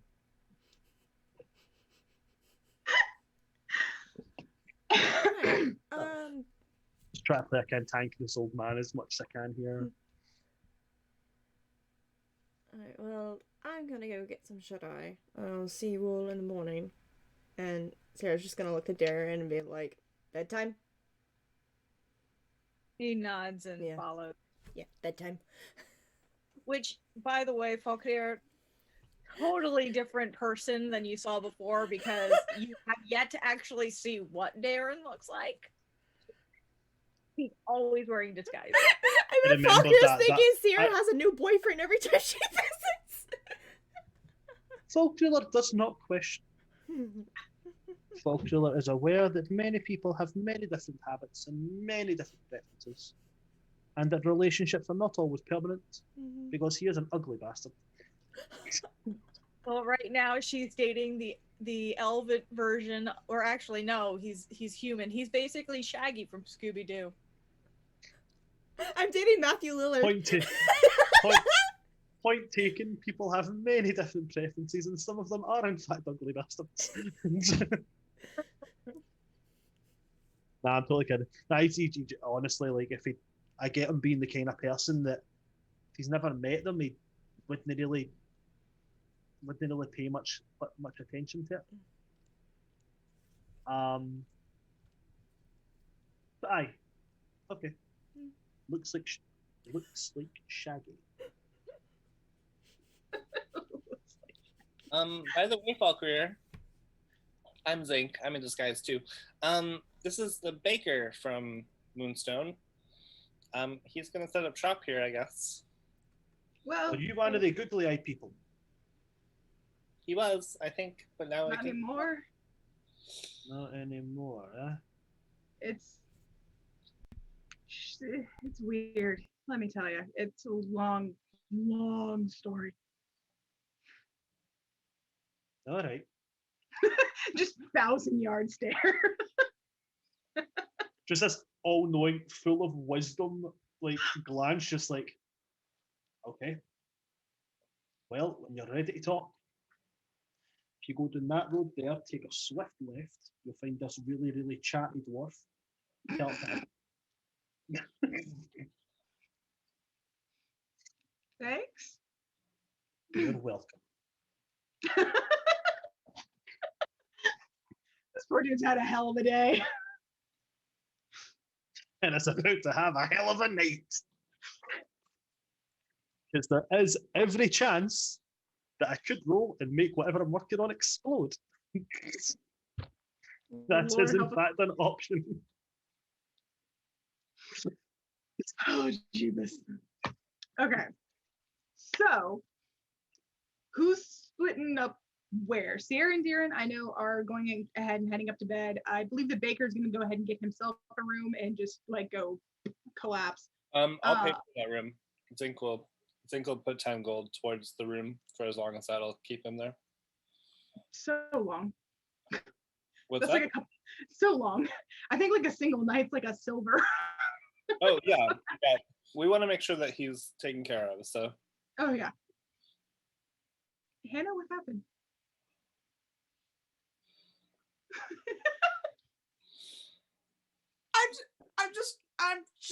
I'm rolling for a thing. And wow. Jeez. Don't worry about it. It's now I'm love worried. I love when players say that. Don't worry about it. We're DMs. It's our job to worry. It's my job to worry. Worry Okay. intensifies. It's like if a DM was to laugh, then say, "Don't worry about it."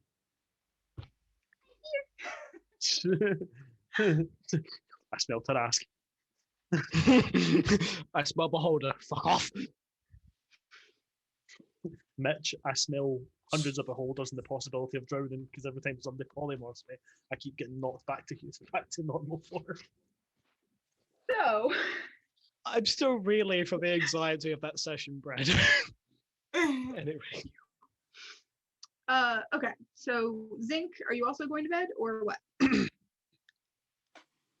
Okay, fair enough. Sutha, Thortma, Devotion, y'all staying down here or bed? Bed. Okay. Sutha's drinking. Fair. Bed, probably. Same. Alrighty, gotcha. So I guess Drax and Isla, that leaves you. Are y'all gonna go back with Falfir, or are you gonna stay here, or you gonna go to bed? We're gonna go to bed. Okay, cool. Yeah. Yep. They're gonna go to bed. They go to bed. But but before They're happy. They go to bed. they go to bed.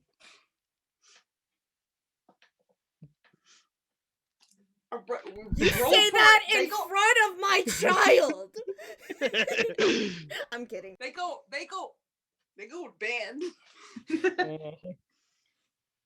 They're going to celebrate their engagement. We're gonna take a walk. Okay, so go to bed. In that case, I'm gonna bounce upstairs with Sierra and Darren. Then the other couple round out like what happens downstairs, and we'll do the next day. So for Sierra and Darren, can't talk today. Are you guys actually going to stay in the room, or are you guys staying in the room? We're staying in a room. This is a legitimate question. We are staying in a room this time. Okay. Darren's not as paranoid in this town now that the issue fuckery is gone. Mm-hmm. The issue has been decapitated. Yeah. Well, at least we get to sleep in an actual bed this time. Or I get to sleep. You don't sleep. That's still taking some getting used to.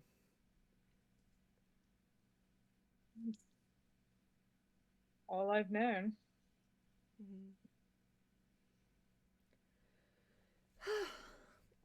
Well, I should get some rest.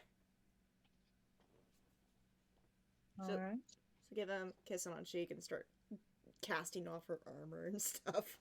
Be like, oh, yep, shoulders are sore. And then just flop on the bed. Just tombstone. She just tombstones. I'm sorry, she just complained about being sore and flopped on the bed, and he's just like, nope, okay, fine. I can help with no. Oh, okay. Did you say something? Oh, that's fine. No, what did you say? He just starts giving her a shoulder rub. Oh, okay. Yeah, you didn't have to say anything. That feels much better. Thank you. Yeah. Alright, cool. They just doing wholesome shit before going to bed. AKA back rubs. Okay, Drax and Isla, y'all are up in your room. I guess, like, what do y'all talk about anything before you go to bed?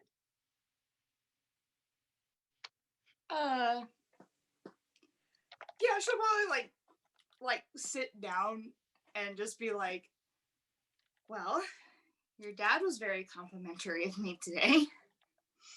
And is he not?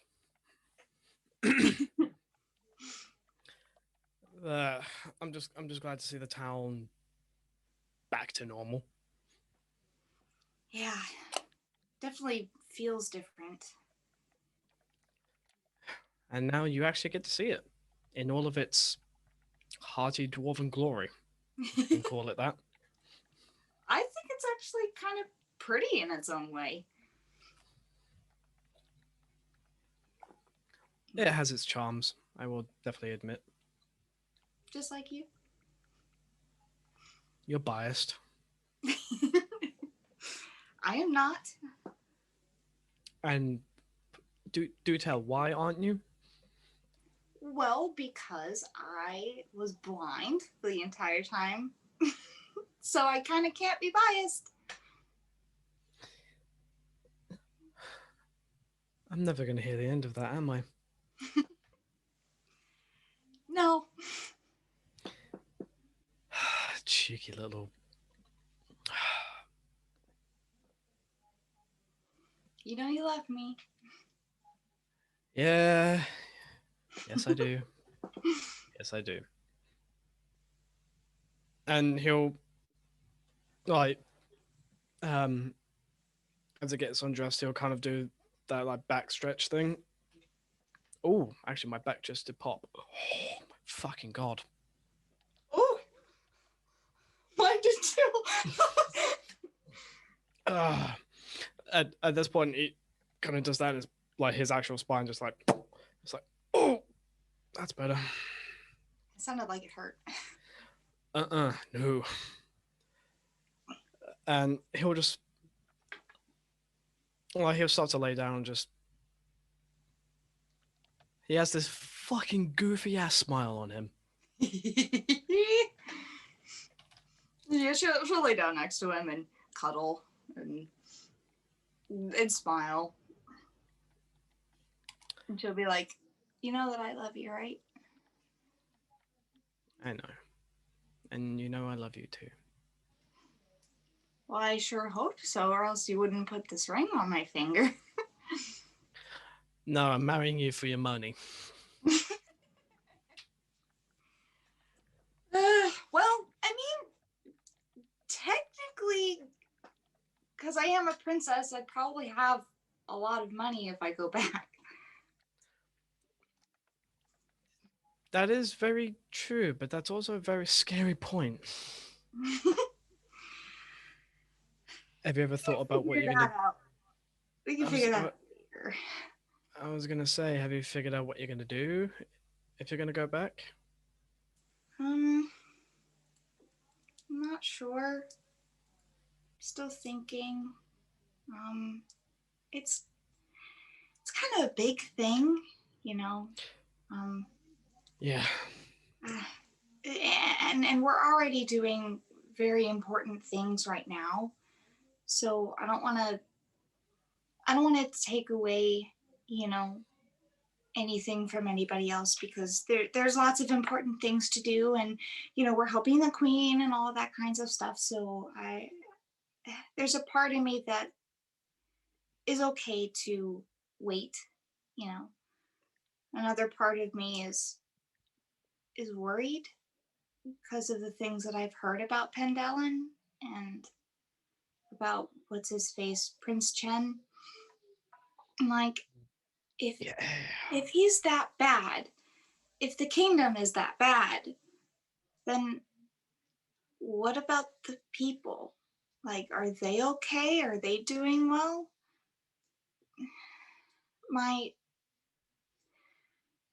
A part of me says that that's not really my responsibility and that I should be happy with the life that I'm living now.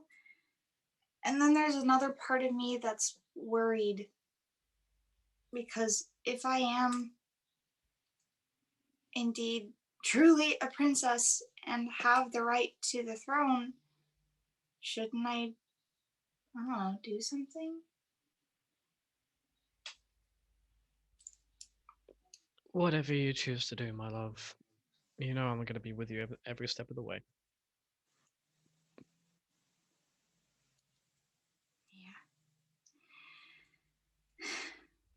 Although, a really nice big royal wedding couldn't be too bad. Hmm. um. Let's not think about that just yet. We just got engaged. Yeah, should we just revel in the moment? That's fair.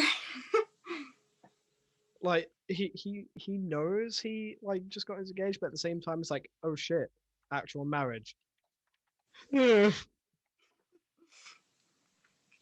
um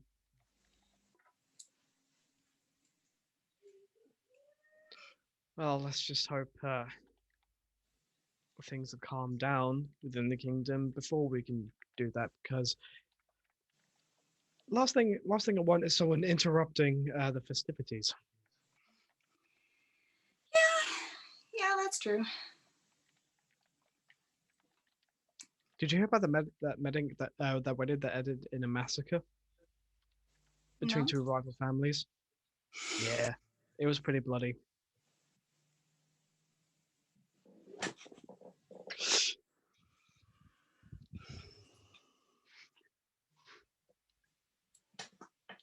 And then there was another one where the groom got poisoned.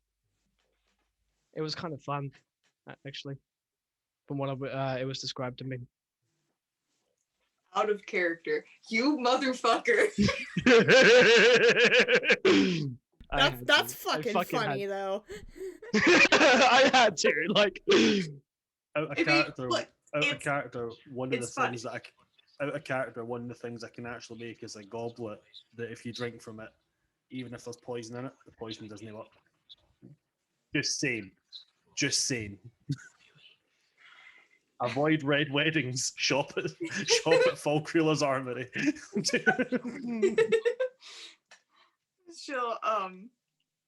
She'll say, those don't sound very pleasant, but hopefully our wedding won't be like that. No matter how big or small it is, it'll be wonderful. No doubt Dar's still gonna give me shit about it. Until the day he dies.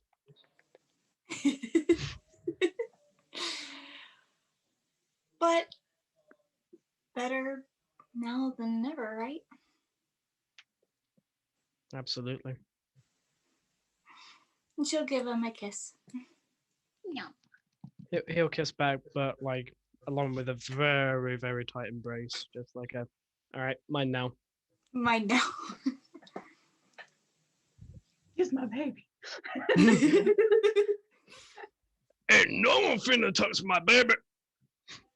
Yeah. So down in the bar, we got the rest of the party. Sutha, are you drinking by yourself? I'm guessing. Sutha. Oh, Zinc, you're gonna. Okay, well, so Sutha, Bridget, hey, so I don't know if Sutha intended to drink alone, but apparently Zinc is going to make that not happen. How you feel about it? I'm gonna get all the beers. Oof. I Sutha just like looks over. If there were beer bottles, this would be perfect. But like she just like looks over. She's just like hunched on the table and she just looks over and just drinks. We're gonna need like 10 more of these, please. Thank you. Glug, glug, glug, glug, glug, glug, glug, glug.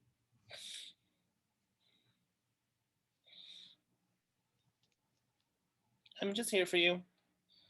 This is a safe space. If you want to get into a brawl later, I got your back. So once they get more inebriated, can you come back to Sutha? Sure.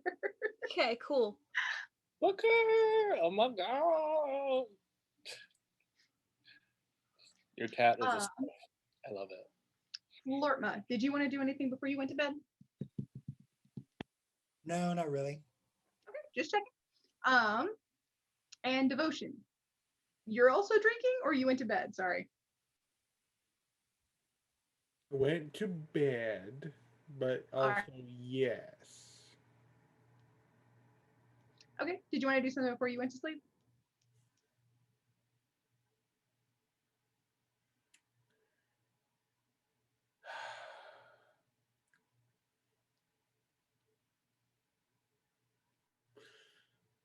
What?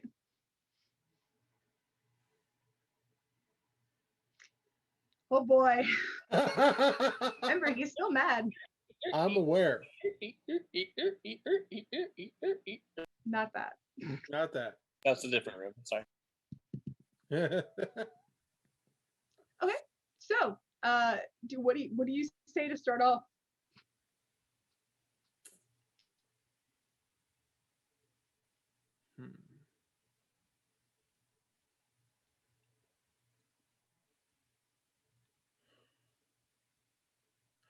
Good question. Well, first he'll unwrap his hand. He'll simply take off the wrappings. Mm-hmm. And he will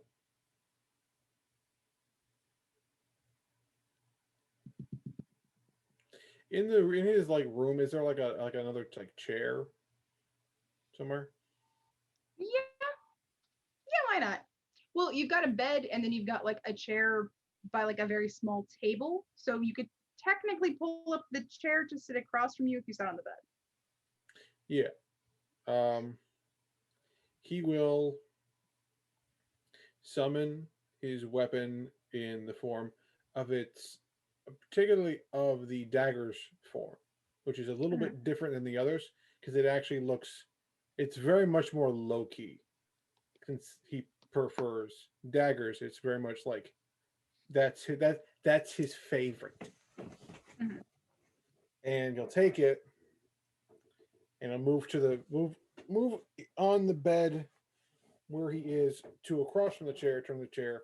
He'll place the dagger onto the chair, as it were. Okay. Faintly glowing. Faintly glowing, yes.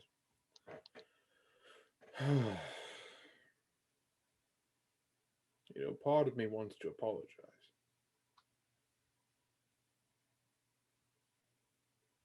Granted, part of me also wants to apologize to both of you. However, I'm still debating. Both ways, actually.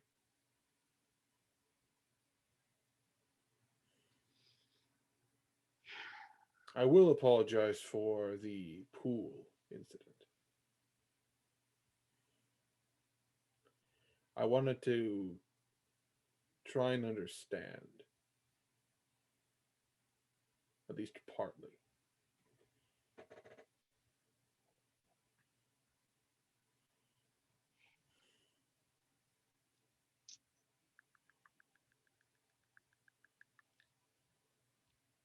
I think to get the ball rolling, you're going to need to make a persuasion check for me.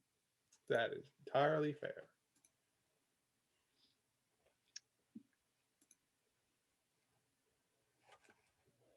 And that tab closed, you son of a bitch. Hold on a second. Pulling up the sheet. I had the sheet open and then I hit a button and now it went away. All right, there we go. Why must you make things difficult for me? Persuasion. Persuasion? There's you.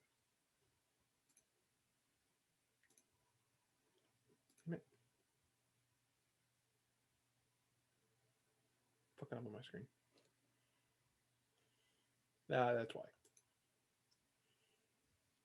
It's not giving me. Hold on. I refreshed the page.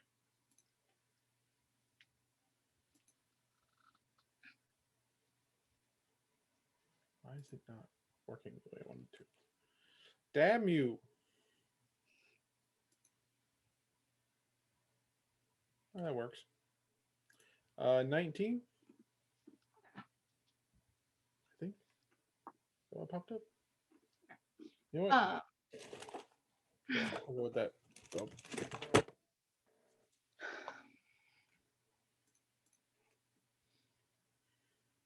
Hmm. Bold of you to assume you could handle anything in depth of a god's memories.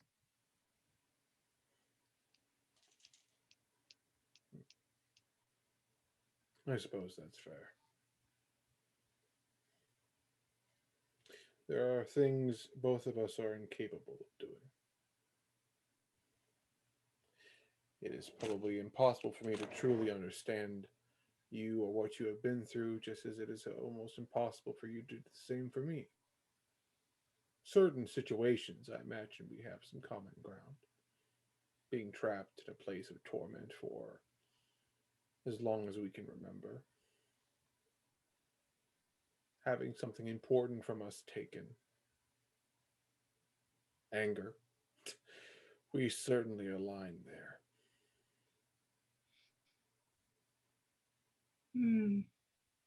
And yet you're the one still able to walk under your own power. It hasn't felt that way in a while. Even after we escaped.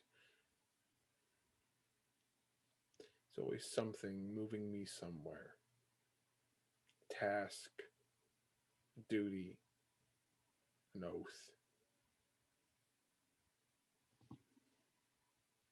It's always something to motivate it.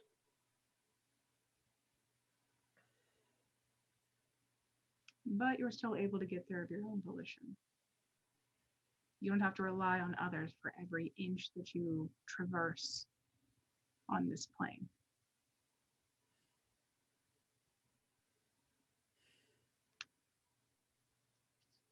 What do you ultimately want out of this deal with us?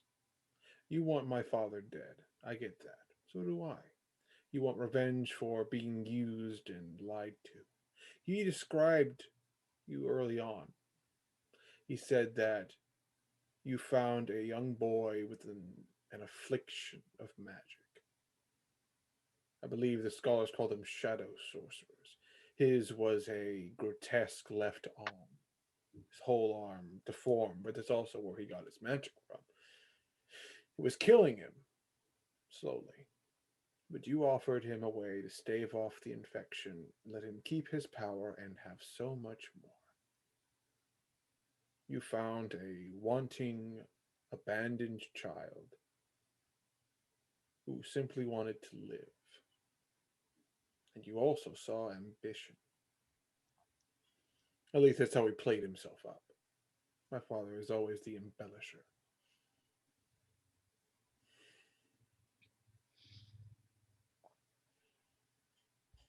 In another light, I would say that I simply give those who've been disregarded, pushed to the side, and otherwise harmed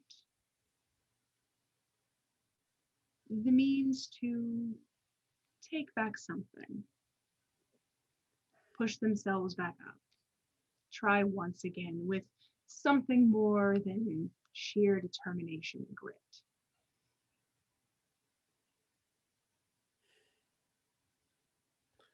And an opportunity, whenever an opportunity can arise.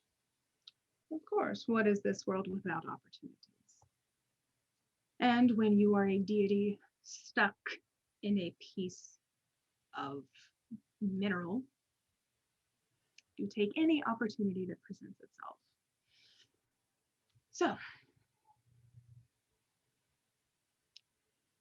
you wouldn't have elected to speak with me unless you wanted something. I've taught you at least that much. That much you have taught me. Everything is a transaction. You told me that when I accepted your first generous offer of escape. Mm-hmm. You get out, I get out. I believe were your words.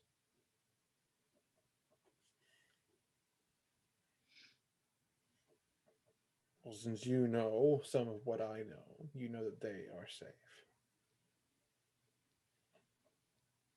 as safe as they can be in the situation. Exactly. I don't have the resources of Tyr or the others, considering I'm a little stuck. But I do know that at least what you have heard has been the truth. You can spot a lie from a mile away. What kind of liar would I be if I couldn't spot the same? A bit of a curiosity, though, considering where you were housed for so long. There's a lot of debate. Even my father doesn't entirely know. Was the stone named after you, before or after you were put in it? There's rumors that it had a purpose before you, but then you became its purpose. But that isn't the whole story. Otherwise, he wouldn't need the box that you were so keen to show me. Yes. The stone itself, the liar's tongue. Well, it is quite literally named. It itself is not a true ruby in the sense that you humans know them. You mortals know them, I should say. It is much more unique, much more rare, much more distressing, some may even say.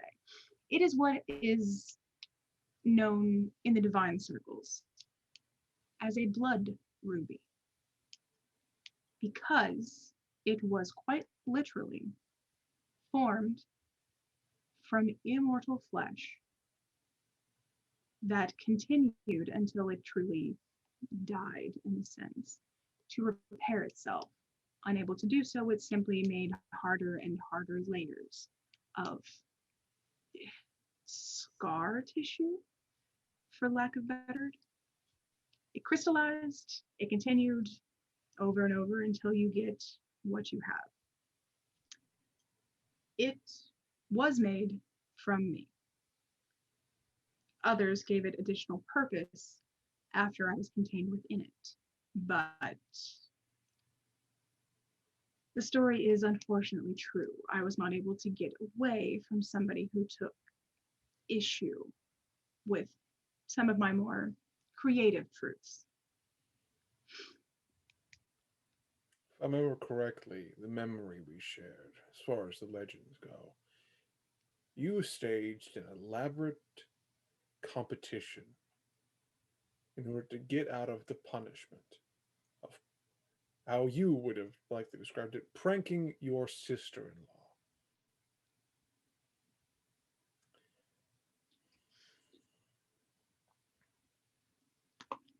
And even then, they couldn't stop they couldn't stop said tongue from doing what it does best.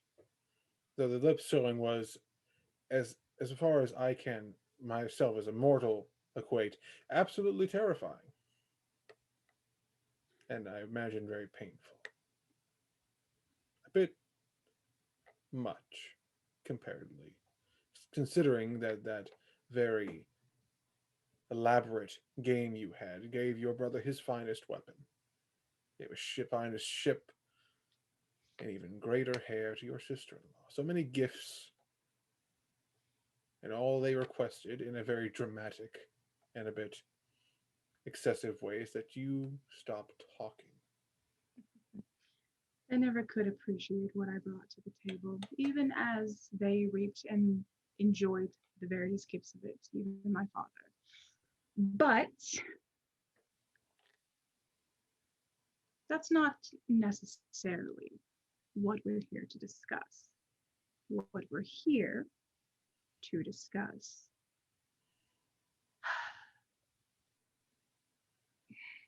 is what you would like to offer me so that I'll give you some additional information. Isn't that right? Something like that.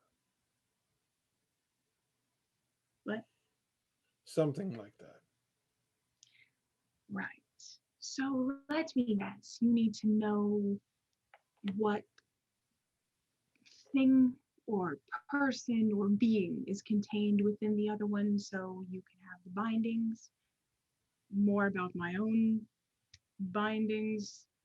Maybe even what would happen if you specifically were to touch what's waiting for you beneath that temple. Something in those lines. Not exactly. I've already done a fair amount of theorizing myself. If it was something of that nature, something that contained an entity, you'll serve your best interest regardless of how you are feeling. So if it was something that would benefit you, you would tell me to run after it. If it was something that would harm you, you would tell me to stay away from it. Like you told me to not put you into the pool. You did that without even hesitating because you knew what would happen, because you knew what it was. What I have gathered from the additional visions granted me by that lovely little pool, very polite. What she showed me, what I was able to discern, or at least theorize, that that box is made specifically for this stone because of you. It is literally your, at least in God flesh, tongue, and your essence sealed within. Therefore, bindings to keep you in check and keep the two and keep your influence in check will be necessary. Exactly. So, if you want anything from me, you will have to offer something that I know is worth the price. I've made more than one bad deal with you in the past. Not recently. They've mostly worked out, aside from a mild scolding here and there.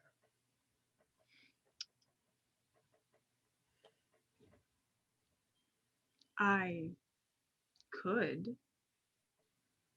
offer you a little bit of knowledge that I've picked up here and there about what specifically, well, I guess I should say what I theorize is within the zealot's blood. What is that word? Let him look her up. Hold on, I need to let out my brain, cat. I imagine like Loki just has like a cat he's creating out of nothing. Yeah.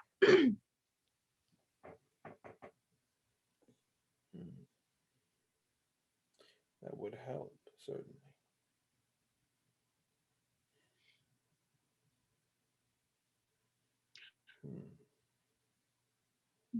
But that will be a rather expensive piece of knowledge.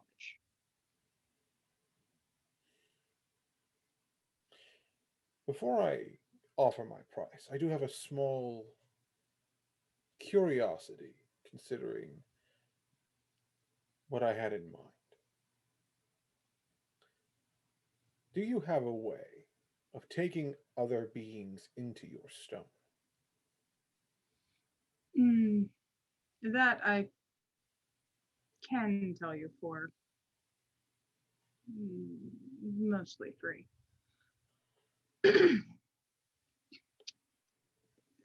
The pieces that comprise my gem, are static. They will not fuse or absorb or combine in any way with others. Unless a vessel has been specifically prepared as you were, it simply won't happen. So, in speaking metaphorically, I now serve as that box would have, as I was specifically prepared to house you in some manner. In a sense, you are for, well, honestly, because I had a choice to make of my own, because I chose to put the majority of myself in this piece.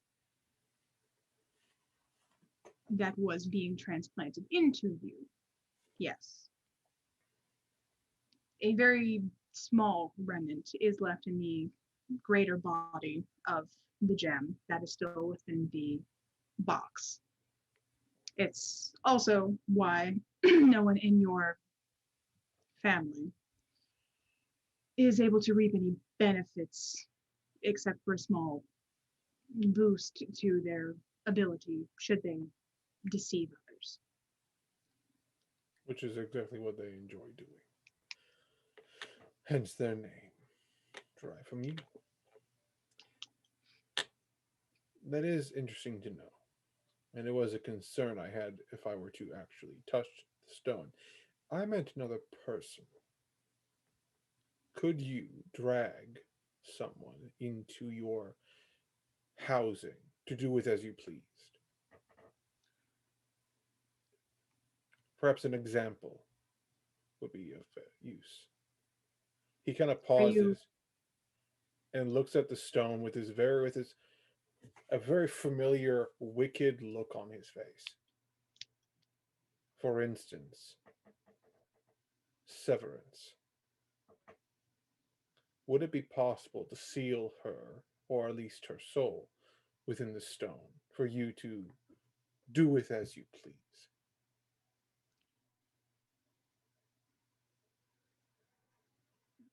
I chose you for a reason. Well, if you want to do something that Dramatic. advanced, you would need to do something to draw her essence out, whether that be a simple exchange of blood so that some of you goes into her and I can then pull, or something to that effect. There would need to be some kind of preparation. It would not be as simple as Touch my hand to her head and then she's in the stone. Exactly. It's not as simple an exchange as that. You would need to do something. I can, of course, give you more specific examples on how to more effectively do so, but that won't That would come also free. cost.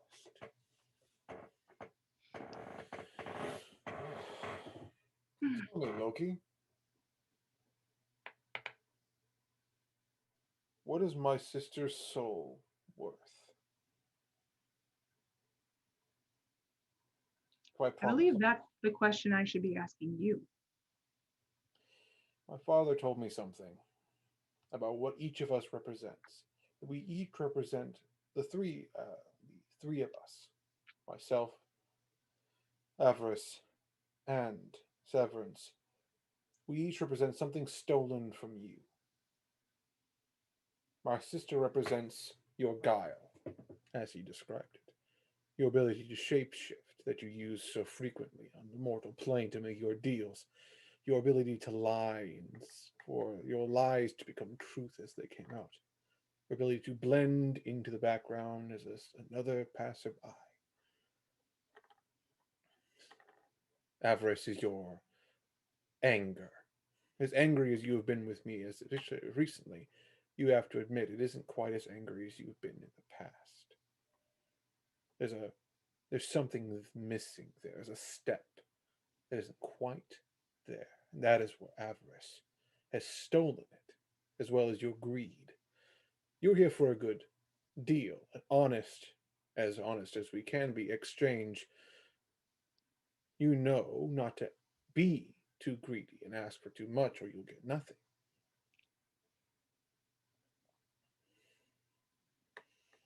And so, what I represent, you've already said it near the beginning of our conversation. I am your freedom. Through me, you were freed from my father. Through me, you were freed from the other part of the stone. Through me, you walk the world, but don't. I would return to you your guile.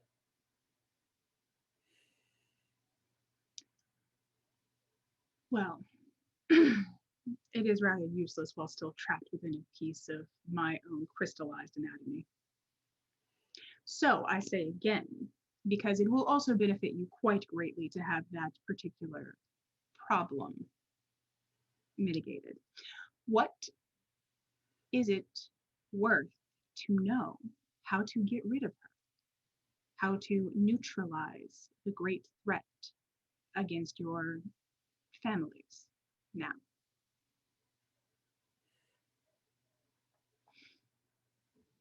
Is it worth time letting me walk on my own as we did in the abyss?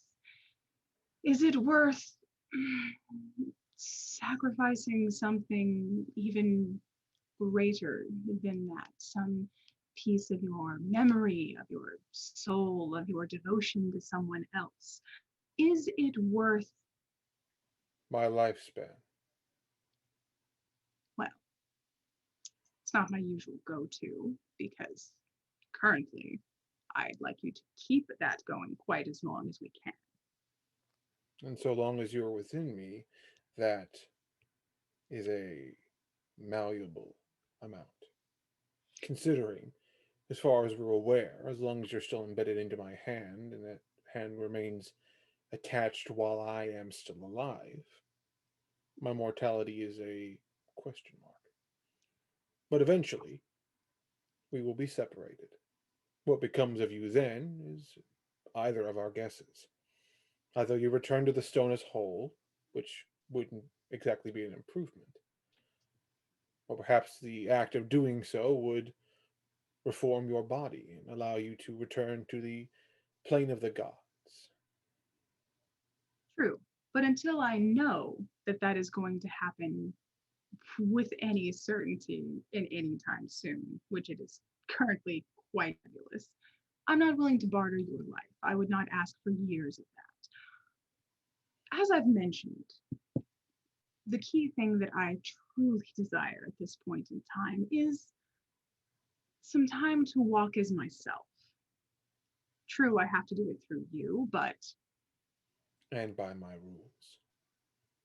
yes, The same with standing as before. You think I'm going to be fool enough to let you know, you know yourself better than anyone. Now ask yourself this question honestly. Would you let yourself run amok if you knew the damage you could cause? And you had to answer for it. I'm a being of chaos. That's not a good question to ask me. That itself answers the question. So, if you want both the answer to how I can draw your sister's essence out and my near concrete theory on who is within the gem that you seek, with your rules in place, I want half an hour.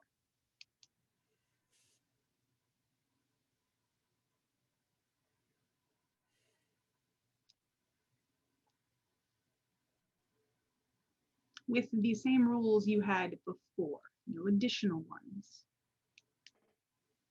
To remind you, no hostile actions towards my party or innocent people. No rampant destruction. Yes, and your families will be safe. Well, the one is currently much safer than the other. They are beyond anyone's reach, but that's, I suppose, a matter of opinion. And if any of these are to be violated, I will change one slight thing. Where I will teleport. I will use the staff to take us. It's somewhere I think you should visit. You should be allowed to visit, nonetheless. Because you didn't really get to have a conversation with your son when I visited him. A brief one of combining your powers into the blade. I will take you to Fenrir, should you violate the agreement. You'll certainly still get an earful, as it were. Fine. But if I abide by your rules, I get a half an hour of time to roam about under my own power.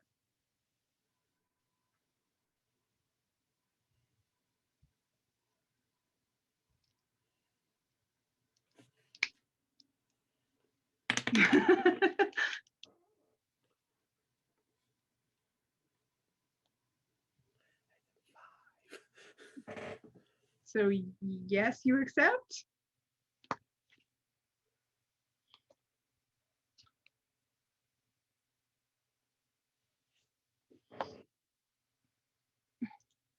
Very well.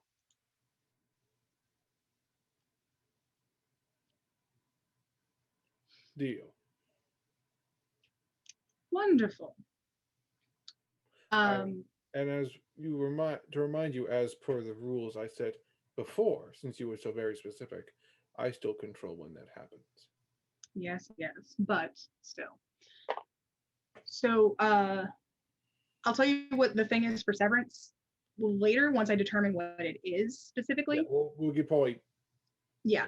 And what he tells you about the gem is he says, now, I cannot guarantee that this will be 100% accurate, but this is, as far as I can tell, the most likely explanation for this particular gem, given everything we've seen. I believe, and you can now potentially aim your box creation in this direction, that the actual god, or perhaps a piece of him, of Lathander himself, is in that stone. The only active temple that he has is there in Moonstone. They are the only ones who are able to control and utilize it. His people were the ones that were sent after it. And, well, it is in his temple. So, I believe you can use this information to your own end, and it should help. I had an inclination in that way, considering the stone itself was embedded into most of the various glassworks and even in the floor.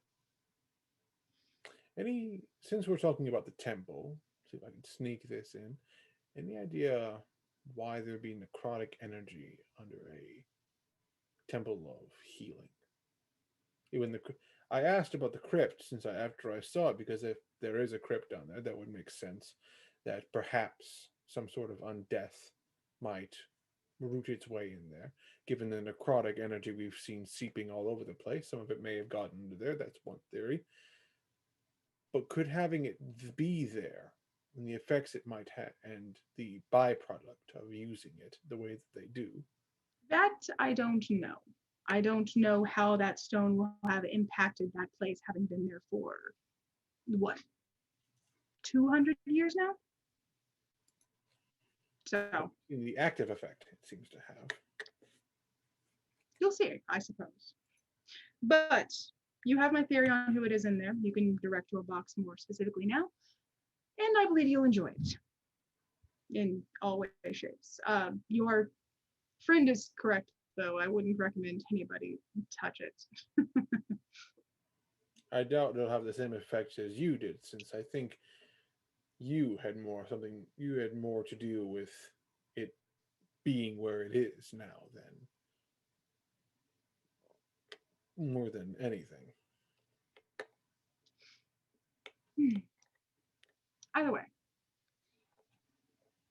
enjoy your knowledge. Thank you. Pleasant dreams. And I think he's going to fade at that point. He'll call the dagger back to his hand and kind of look at it before letting it wisp away in darkness.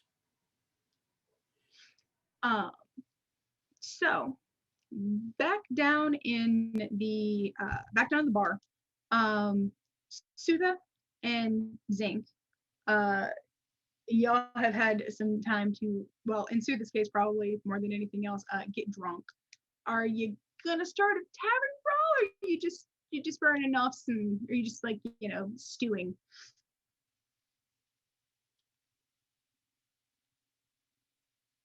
Look here, mate.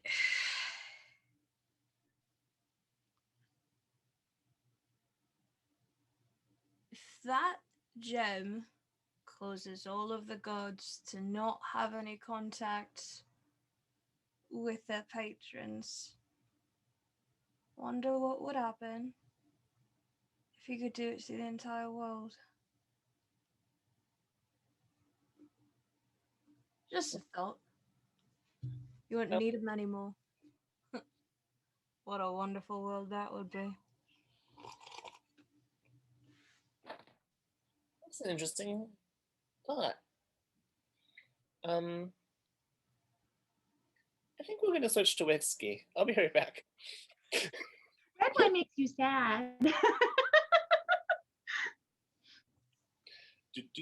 Whiskey. Back. And Zink is gonna get like at least 6 shots. For Sutha, they're like cups.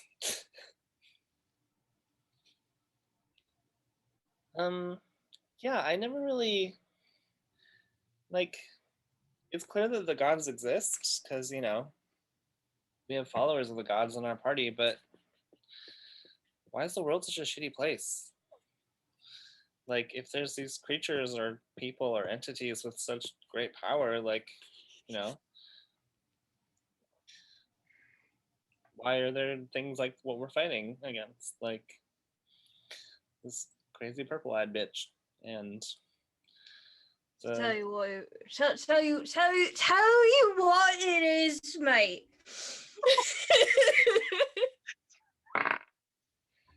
It's chaos. The creators of chaos want there to be chaos. So what they really want is they don't want it to stop. They don't want rainbows and butterflies and unicorns. The white ones, not the black ones, because the black ones scared the shit out of me, mate. They don't want them. They want chaos. And fuck anybody who tries to fix it. And she passes the fuck out on the table. Here, here. Baby. I will fucking drink to that. Why is I it? have a phone call, so I gotta go. I'm sorry. Just like 5 minutes. Why is drunk Sutha drunk me? Petition to see more of Drunk Sutha. My god, that was amazing. Find it twice. Also, I keep forgetting this shit burns. Firestar whiskey from Heroes Feast recipe book. They call the delayed fireball. Yeah, it's called the delay fireball. Interesting. Because it doesn't hit you at first, but then it hits you, and oof. So Sutha passes out. Zink, do you just like cover her with the blanket and let her sleep? What's she gonna do? I'm gonna cast magic missile. No kidding. Zink is gonna cast watery sphere so that I can carry her upstairs to the bedroom. If she's unconscious in a sphere of water, she's going to start drowning. I don't know. I can craft it so like her head's like outside of it. Don't you have levitate? No. I mean, at one point I think I did. I have fly, but it has to be a willing creature, and she's asleep. I don't think you can alter the shape. No, it's just a sphere. No, but like it just kind of anything that gets put in the space that doesn't make the save. Like that's. Is there like a straw or something around here? I guess I can just throw a blanket over her, but I was gonna. Like watery sphere upstairs. I'm gonna cast levitate or something. And then dispel the watery sphere and cast prestidigitation to evaporate all the water. Sorry, say that one more time. He gonna make water ball, carry her up with water ball, dispel water ball, and use the magic make you dry magic. Prestidigitation. Digitation. All purpose. He's just making it very fucking complicated because he doesn't have levitate prepared. And I don't have levitate at all. Yeah. I waited out for another spell, and I think you're thinking of the staff of the magi. I think that has levitate in it. Ah, gotcha. That's fair. I did have levitate at one point, I think. Yeah. Also, yeah, fly. Only works when they're conscious, right? Well, you know what? I say for Flare it should work. Kind of like how Maleficent, she casts that spell and she just flies and follows her. Hold on. I can carry. Fly says a willing creature, right? You can't exactly be willing if you're unconscious. But I mean, Sutha has take been note, willing... kids. Yeah, that's true. No offense, Sutha, who's not here. I can push, drag, or lift 360 pounds. So... That is strong little gnome.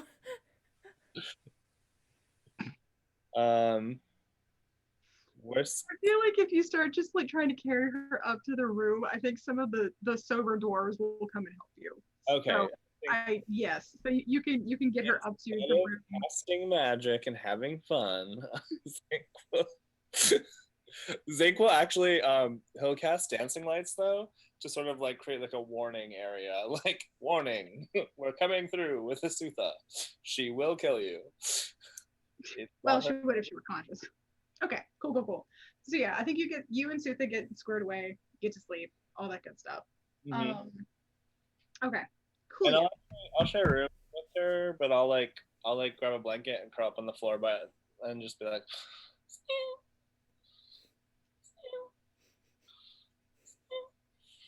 as Zink does. Okay, cool. Nice. All right, so I think in that case we'll do a little bit of a time skip until morning.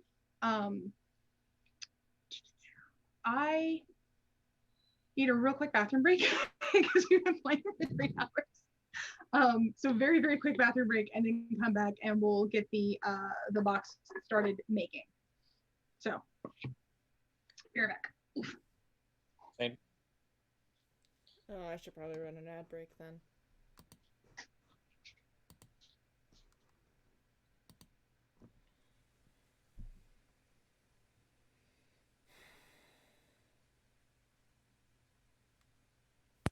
Needs to punch something. Punch me. That'll be how Sierra gets her face scar. It's like, oh shit, so Sierra, I'm so sorry. Wait. Here's the important question. Does the scar look badass? Actually, yeah. Warning, Thank you. Sierra's not strong. Drax is! She will bring a dagger into this fight to have some sort of upper hand. I mean, she's no Zink, I'm just saying. Yeah. She not strong, so she might bring a weapon into this just to have like some fighting chance. I mean, to be fair, there's still a bit of tension between Drax and Sierra, so I think I think a little like brother sister sparring actually might dissipate it completely. Yeah. I'm rooting for the sister. That I'm not surprised about. Just be like, Sierra, how much do you really want to hit me right now? Just fucking hits him immediately. Just like, all right, we're starting already. Yeah. So grab the nearest bottle, break it. Let's fucking go. I've been waiting for this. Folkula will literally hand you his hammer, like just fucking hit him. When you said I'm not strong. When you originally said that, my mind immediately went to Helsing Ultimate Abridged, where it's like, dude, I just finished. Can I have like 5 minutes? Okay. All right, we're back in business. Just like, never mind, we're back in business. Just like, can I finish my ale first? No, crack. I have -1 strength. I will try to lift hammer. No promise I can hit with hammer. Yeah, you can't lift this hammer. I cannot lift hammer. You not lift hammer. Hammer lift you.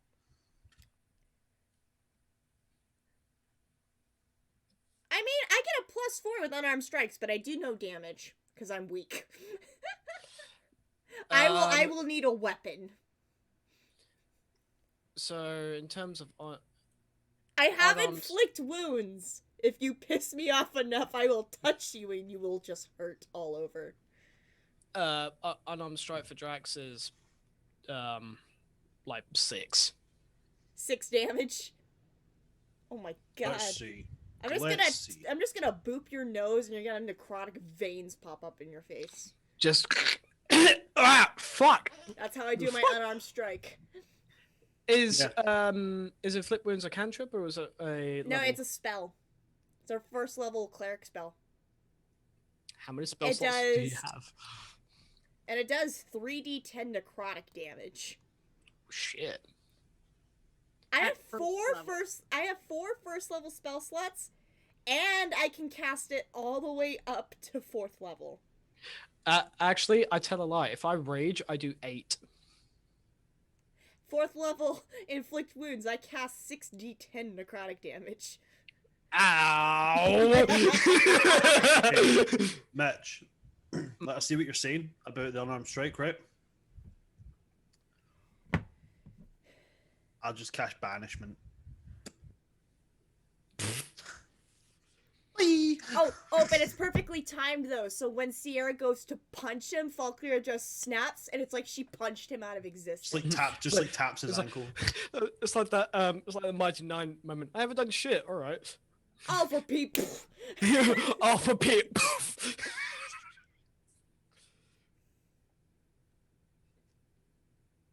can also just take these both out because I've also got Temple of the Gods, so I'll just summon a temple to crush both of you. Okay, you might get a very angry visit from the Raven Queen for doing that. That's absolutely fine because when the temple is created, the Raven Queen cannot enter it. She cannot see in it. No divination of her doing can pierce it, and only a deity that I myself am linked to can actively enter, see, or hear anything. She'll just be standing outside, very stern, with her arms crossed, waiting. That's cool. She can wait there. I will wait in there until I die. I'm old. I don't have long left. She's already had to scold one person tonight. She doesn't mind waiting. She can wait. I will wait in there until I die. Funny for you, she is the goddess of death. She will greet you at the pearly gate. We need to talk. Not my death. So yeah, Icarus. There might be a friendly brawl between Sierra and Drax. We're gonna start a fight. We start in Fight Club.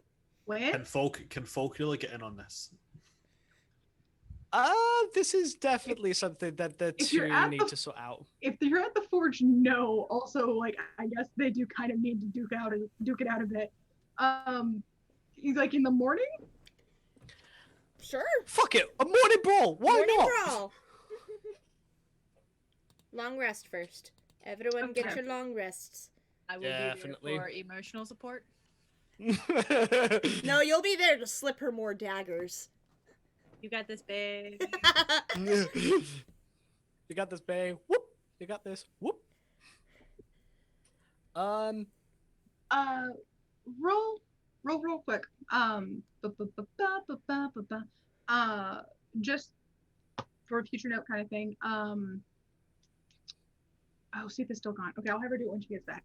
Isla, I need you to, I think, because I know you want to sleep and everything, but I need you to roll me a,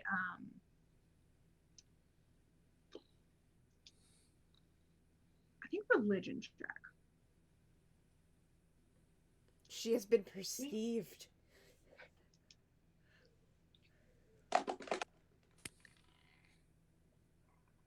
Okay. 22. My God. I rolled a 19 on the die. Watch it not be your god, though, Mitch. Watch. He said, "My God," but watch it not be Thor. What if it was? That would just be like last. No, nail what in if the it's the coffin. Raven Queen? She just feels like talking to everyone tonight. Let me tell you something about you that Let me you tell don't you know. something. Okay, cool. So there's nothing that you can really put your finger on, but you have, because actually having like dreams with new images in them is kind of like a big cool thing. But you have a sense in the morning. It's very vague. It feels like it's kind of slipping through your fingers, but you have a sense in the morning that someone was talking to you in your dream, maybe. And you can't put your exact finger on like who or what it was, but you kind of vaguely remember some stuff with like maybe a talking snake and some smiles and that it may be like a little bit of fire, but you can't put your exact finger on it because it slips away pretty quickly. So yeah.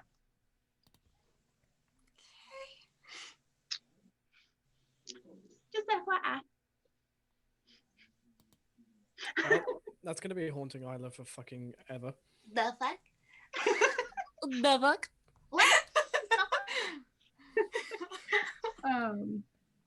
Okay. I'm sorry. Okay, cool. So, and then when Sutha gets back, I'm also gonna have her roll one. Okay. So it is morning. Everybody is awake and up and ready to go. Woo! For the first time in like a month, Sierra has done her makeup. Yeah. Small bean. Yes, every time it rains, Benny from heaven, shoopy doopy. She's looking fine. She's got eyeliner sharp enough to kill a man. I now look like Jon Snow. Fucking just Kit Harington pulls up. Oh. It was Shaggy the night before, now it's Kit Harington today. Sierra has no complaints. I'm keeping you on your toes. She's just scared. like, I'm scared at the thought that one day they make it a random roll thing, and one day you wake up looking like Mickey Rourke. Sierra will look at his parents. Not sure which look I prefer now. Your actual look or this? Why, thank you. She'll just laugh and kiss him. Yeah. It was definitely with a. She'll pinch his cheek.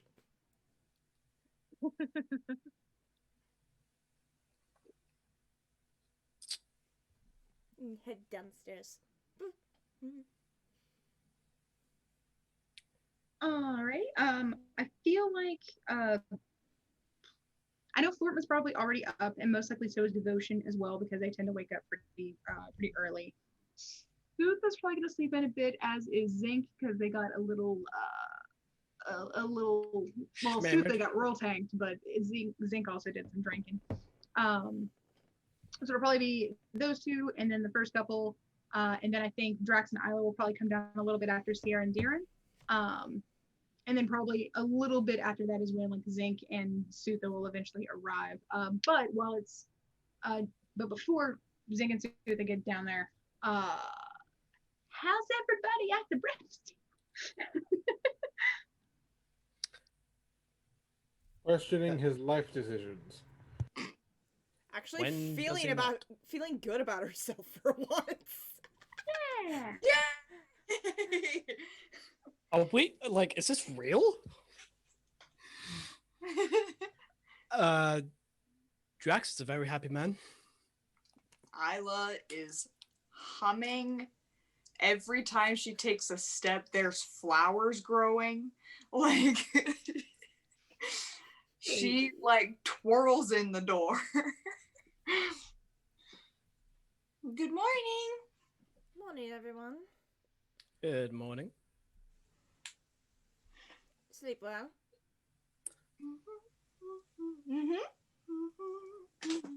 Insight check.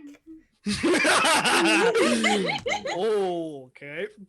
17.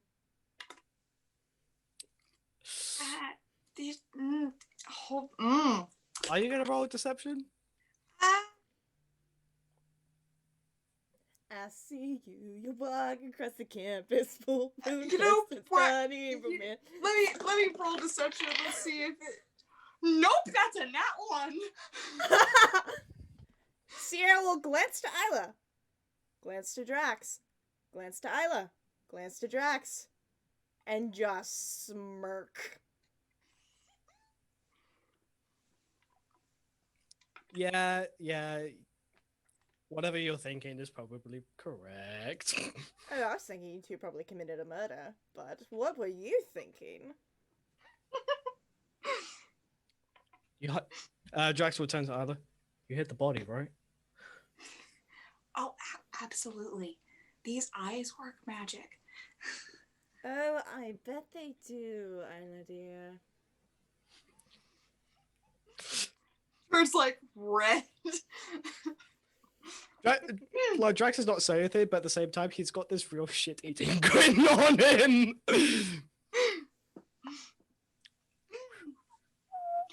Well, how did you sleep, Sierra? Slept fine for the first time in a while. That's good. Your makeup looks amazing as always, by the way. I was about to say, yeah. Thank you. And how is everyone else? Flortma?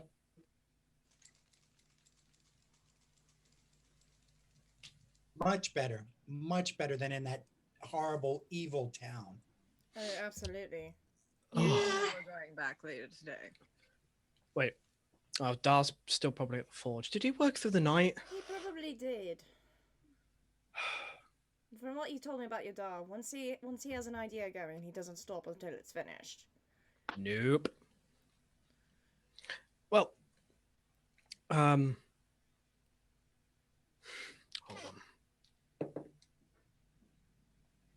Okay. Sierra, can I have a word with you in private? Okay. Nothing bad, I promise you. Why do I not believe you? Because you know me, but this is that's where true. this is where I promise you nothing to worry about. In fact, you might enjoy it. I'm even more suspicious, but alright. It was Well, just a trust me. moment. I'll get up and walk to the side to talk with him. So, I'm going to speak plainly. Our attitude between each other has gotten better, but I still feel a little bit of tension between us. Am I wrong?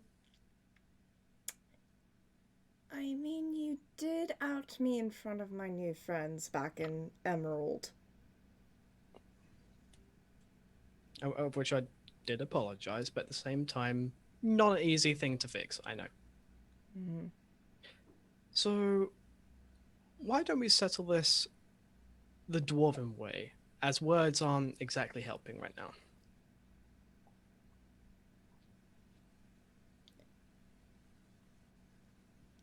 Are we talking no holds barred Dwarven way or set of rules Dwarven way? I would say until one person yields or falls flat on their face. Unconscious, not to the death, but definitely out for the count.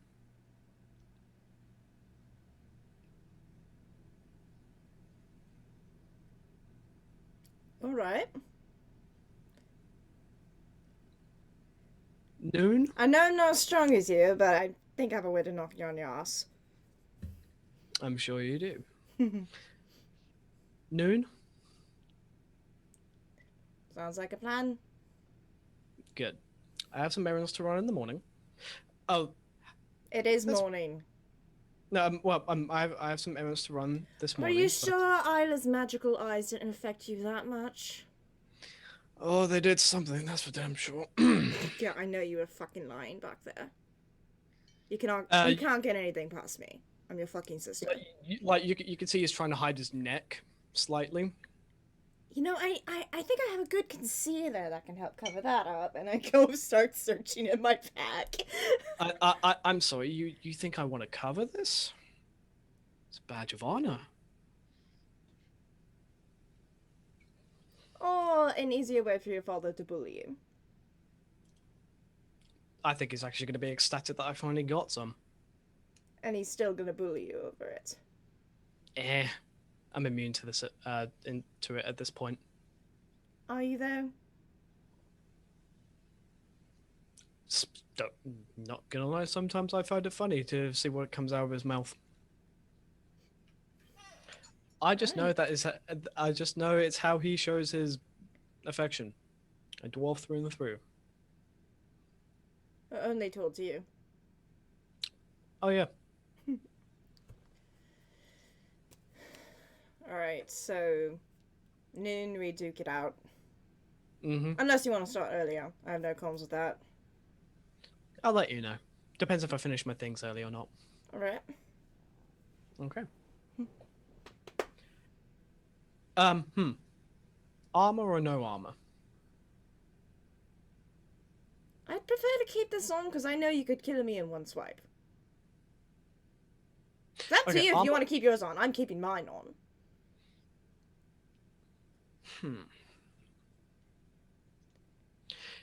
Like, do you want me to use my greatsword, or would you rather... Do you want me to use my longbow? Because I'll impale you. So, armor, but no weapons. Sounds decent? I think I can manage in some way. Fair enough. And he puts out his arm to shake on it. This is going to be tough to explain to the others. I've got a few tricks up my sleeve. As you always do. I might not be able to pack a hard punch, but I think the Raven Queen might help me with that. Who knows? Who knows indeed. And then Drax will go back to the table.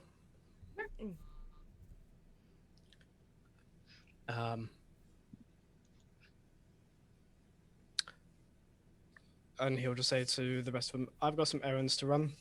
Yeah, you still have to go see the prospector, right? Yes, I do. Anyone who wishes to join me is free to. Okay. Real quick, because I need to grab the thing from Sutha. Hey, Sutha, now that you're back, real quick for overnight stuff, roll me another religion check.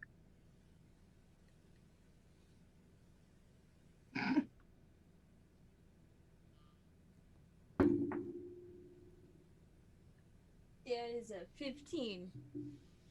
Okay, gotcha. You had the sense that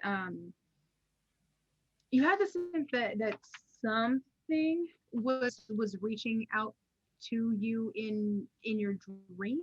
Something you kind of felt, but like you couldn't get an exact bead on it, and most likely were a little too, dream drunk because you were still drunk when you went to sleep to like actually give a flying fuck. So yeah. So, but cool, neat. Wanted to check that. And then you, of course, came downstairs a little later than everybody else. Maybe hungover? Do you want to roll me a con save to see if you are? I will happily just say she is hungover for the first time ever.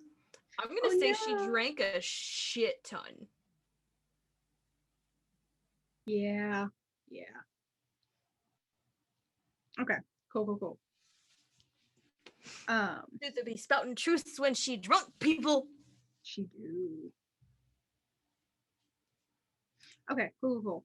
And very hungover.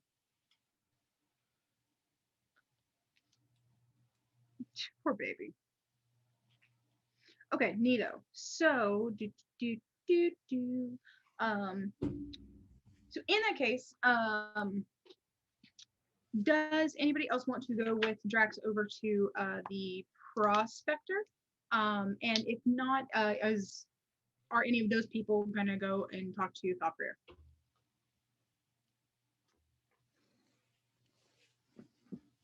You're I muted. didn't hear Sage. What? Sierra would like go hang out with Valkyria because she thinks he's cool. Alright, cool. I would also like to go to the Valkyria. Okay. Informations. and Okay. then probably meander somewhere. Okay, gotcha. Let me do the prospector thing first, and then we'll end on the on like the information with the box and stuff. So. Oh, kitty. What the thing is just. Oh. They go say with Sutha. Okay. I assume Daron's just following me. Oh, I did say he was going to Falkir, but Okay. I don't know if it was... Yeah. I figured you were. Kit Harington is following me because I'm so pretty. Okay, so Drax, you and sorry, I'm guessing Isla and anyone else heading over to the prospector? Okay. Good stuff. Okay, neato. So you guys get together, head over to the prospector's house. You see a couple of dwarves, like give you a wave as they're heading down to the mines for the day. Get over to the prospector's place, knock on the door, as you do. And this time an actual maid does answer, and like looks you guys all like up and down. I don't think she has an appointment, but you all look familiar. Hold on. And then after a few minutes, or after like about a minute or so, you hear the prospector just shout down the hallway like, "You're back! The hell you want?" What was the name again? Sorry. It was definitely something. Hi, something. Let's see. Did you granite? Port and mayoral. Diesa. There we go. Diesa Ludger. Well, hello to you, Diesa. Well, hi. I didn't expect to see you back here anytime soon. We're fine. Please don't tell me there's another dragon in my mind. Well, actually, the thing is, and he kind of pauses to see her reaction. It's like, well, you see, the thing is, I'm kidding. I'm kidding. But there was a beholder down there. Excuse me? Sorry, I couldn't keep a straight face.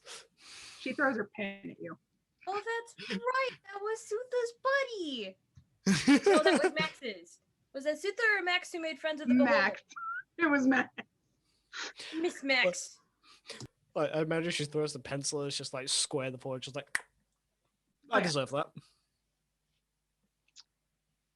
But honestly, just wanted to check up on you, check up on the town, and I can see that it's back to its normal self. Yes, the tavern has been nice and loud. The people have been themselves. No one's been weird. No one's been creepy in the mines. There's no dragons. It's all the normal kinds of stuff, late shipments here. We don't get quite enough ore out there. A squeaky wheel, what have you. It's normal problems. I'm so happy to be back to normal problems. Breathe. Do I have to? Yes. Kind of do. And of course, remember Isla, and this is Fortma. Oh. You're with the group that helps here. Yes.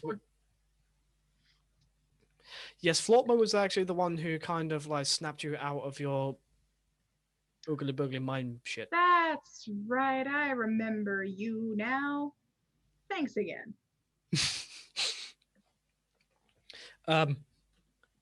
She will hand him the flask, being like, as always.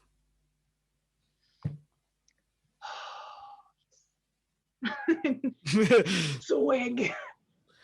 I seriously don't understand how you guys can stomach that. Just simply says, dwarves. Isla just goes, dwarves. When you grow up drinking the good stuff, you get stomach for it. Or, it just gets stripped enough that you stop feeling it. One or the other. Yeah. As well as not gonna lie, I'm kind of interested to hear what you've done with the 3 reprobates. Oh, like I said, we shipped them off to. Well, I may have punted it up the line a little bit, but we did get them some nice cells in Amethyst Halls while they're awaiting a not really a trial so much as a magistrate's review of the evidence and the statement, where final stuff will be coming about. But they are safely removed from the general populace, which we can all only be happy about. Oh, absolutely. Fucking lootly. Especially given everything that they were involved in when it comes to more recent things and not just your attack. So, Recent things? we have some reason to suspect they had an inkling of what was going on down there and just didn't do anything for their own gain. So,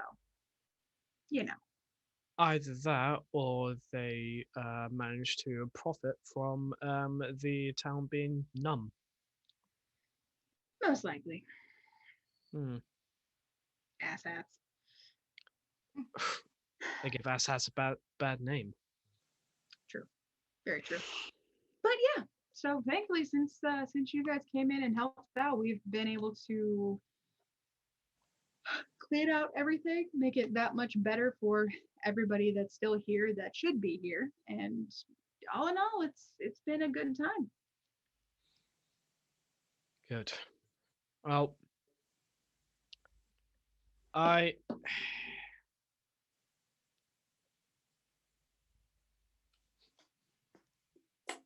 if per se that there was a guard, that a position of high rank in the guard was available, I may throw my hat in the ring. All right. I mean, if you want to come in once you're done, whatever you're doing for the queen, then I'm sure we can make place for you.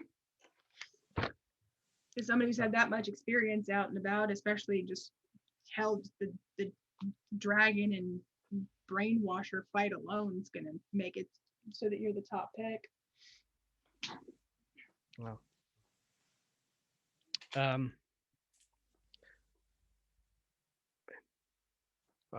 just have someone with arcane ability send me a message. Okay. Can definitely do. And she actually marks down so has made note. Well, I don't know about you guys, but I'm hungry. I realize I haven't eaten breakfast yet. Me too. Flotma? Food is always good. Also, Flotma, when we get back to the tavern, can you recommend me a tea? I'm feeling fancy. Of course, I would be happy to. Okay. I love how Sarah and I both looked up like. Like Isla does the. What? I'm in a good mood. I want to try new things. That's cute. Hey, she's gonna take his hand and hold it. If you're holding this hand and trying to roll an insight, I can tell you now, there's nothing wrong. There's nothing wrong. No, with she literally just wants to hold his hand. She wants to be close to him. Okay. And other than that, I have nothing else that I want to do, so they'll head back to the tavern. All right. So for everybody else, y'all went over to see our lovely forge smith. Is that a word? Blacksmith. Blacksmith. Yeah. I was trying to say forge something, and then I was like, there's another word for this. What is the word I want? Forge master. That work. That one probably. Anyway, so y'all head over to see Valkyrie to see what kind of progress he's made on the basis of everything. what you up to when they come in the door there, Falker? Right. Okay. So, based on what they're saying, I need to make 3 rolls. 2 with smithing tools and 1 with woodcrafting tools, which are happen to be the 2 tools that I picked. So, how these work is so one of them is not one of them at all. That's a complete lie. That I just made that those words just created out my mouth for absolutely no reason whatsoever. 2 are proficiency rolls, and one of them is as a spell cast. Right. Okay. Cool. So for the woodcrafting, so this is. I mean, I guess it would be up to the DM what the DC on these would be. They have to have a DC. Generally, it's usually if you're making an item, then the item has like a DC attached to it. But I guess it would be up to yourself. Okay. Probably because you're trying to make a rather specific type of magic box, kind of thing. I'm gonna say high-ish, like probably an 18. Cool. No worries. Okay, so the first one, this would be the woodcrafting, so the main body of the box. This would be what's my profession? No, that's my initiative. That's completely wrong. Dirty 20. Oh, nice. All right, good shit. This would be the lead inside thing. Ooh, I hate math. 23. 18 Nice, plus 5. nice. And this one is going to be at a plus 8. Because fucking clerics. 24. Nice. All right, good shit. Yeah. So that is essentially the main body of the box made. Now, when it comes to putting the magic onto it, this requires things. Yeah. That would be what Folkula would kind of be waiting for everybody to get here for. Okay, gotcha. All right, yeah. So, most likely, I'm guessing he probably worked through the night on this. Like, was just like, ooh, yes, new project. Actually, with that, it takes him 3 hours. Nice. So in that case, probably just got up early then, like after doing some planning and getting some sleep. Got some breakfast, just chilled about, waited. Yeah. All right, cool. So you guys, so the rest of the party that's not going to the tavern, probably comes back in, and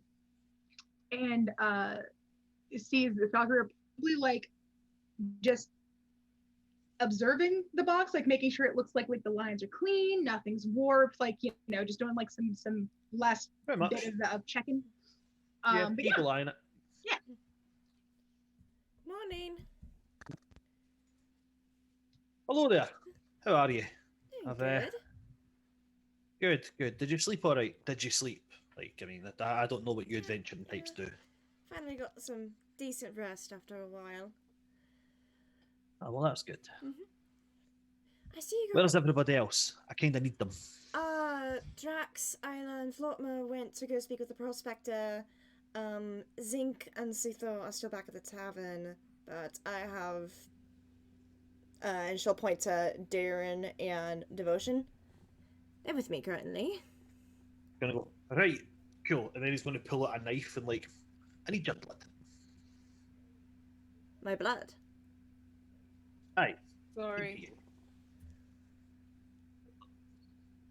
Do you mind explaining what the blood will be used for?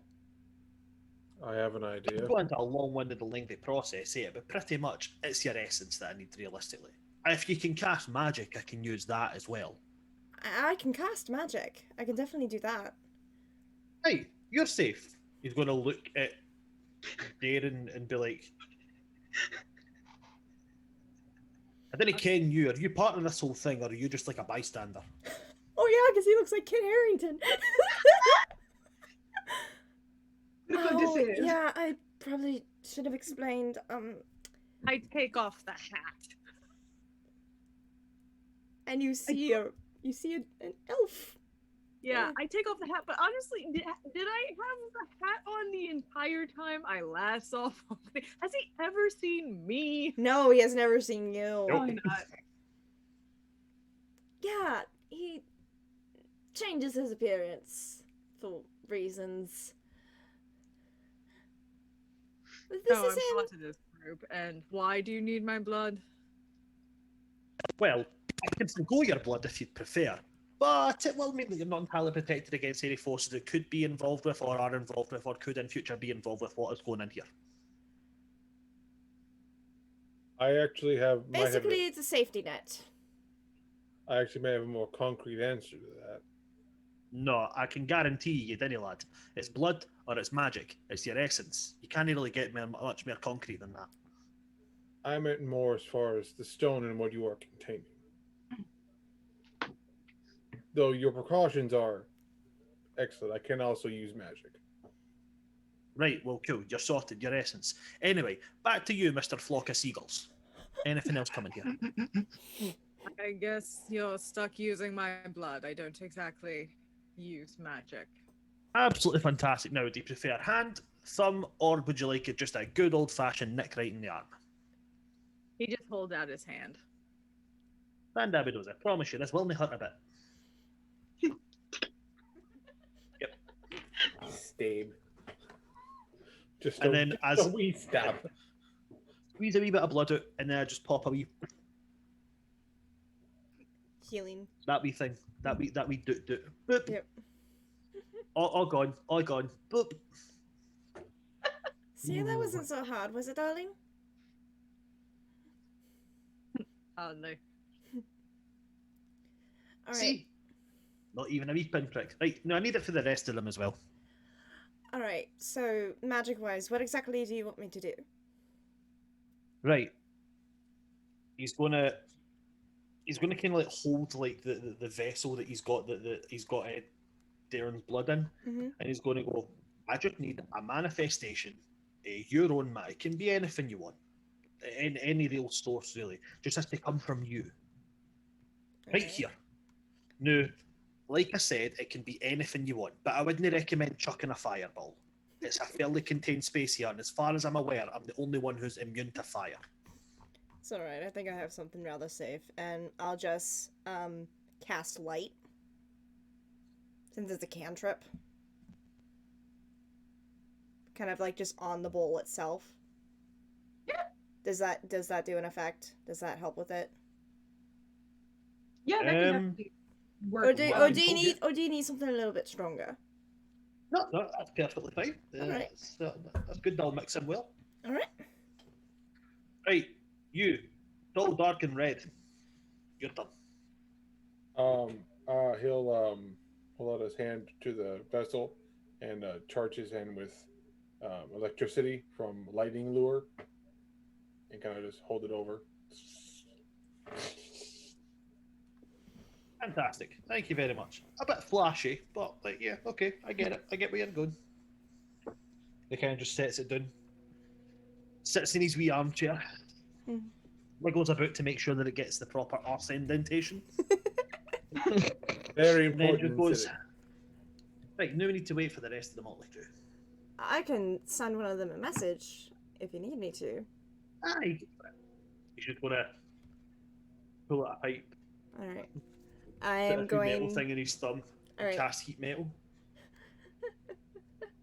Okay, where's my spell? Where's my spell? Okay, I'm going to cast Sending. And I'm gonna send a message to Drax. Okay. At your Drax? doors, he needs all of us here. Please come as soon as possible. Bring everyone. We still fight at noon. See you, bitch. That's 25 words. Walk, bitch. Out I had to, for a walk, bitch. I had to use all 25 words, so yeah. Yeah. Drax will kind of like, Always has to get the last word in. You can can respond Drax back respond? if you want. Yeah. Yep. You always have to get the last word, don't you? I will round up the others and see you back at Dars. Cunt.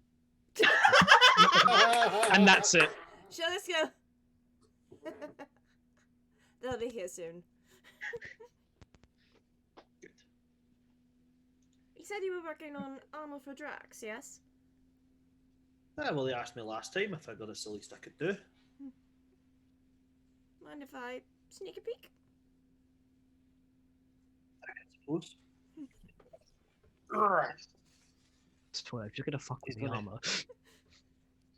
He's gonna go over. He's gonna open up like a kind of like containment cabinet. Mm-hmm. Just gonna take off this cover, show this. I couldn't actually find stats for what you were talking about, Mitch. So I would leave it up to the. I just figured I'd leave it to the DM.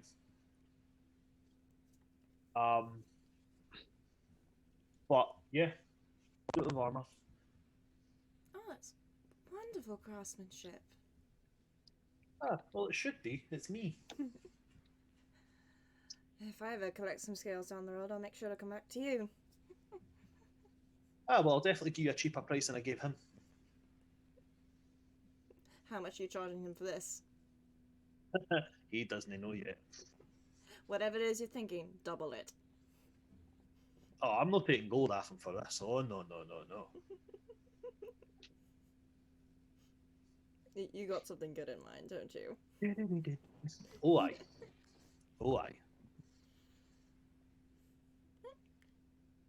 Okay.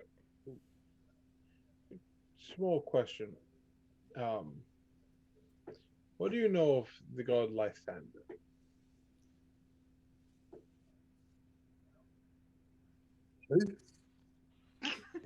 That sounds about right. The god Lysander, he's known as the god of light. He was actually the patron of the temple in Moonstone that Isla was able to get a ritual done to get her eyesight back. God of light? Yes. You mean Baldur? I'm not exactly sure. Despite being a cleric myself, I don't know a lot about the gods. Listen, I deal with one god, alright? I deal with one. Okay? I pray to one guy, he looks like me, only I'm slightly better looking. We'll both get one eye, right? I deal with him. That's it. Anything else above and beyond that, sorry. You're talking to the wrong choir singer here. Now, I'm not saying I didn't believe in those, right? I'm not saying that. I admit, big Thor is up there doing his thundering thing, and Loki's doing that thing where he hides in the back corner and tries to pretend that he's actually good at something. But I deal with one. See, the way I look at it is, you can be big, and you can be strong, and you can be cunning, and you can be shiny and bright, and you can be all about justice, but if you're wise, nothing gets by you. So I deal with him. Anything above and beyond that, that's not for me to know, and I'm too old to give a flying fuck anyway. That is completely understandable. Very understandable. But do you think there's anybody in Granite who might have knowledge of Lathander? Did I roll on that? Yeah, go ahead and make me roll on that. I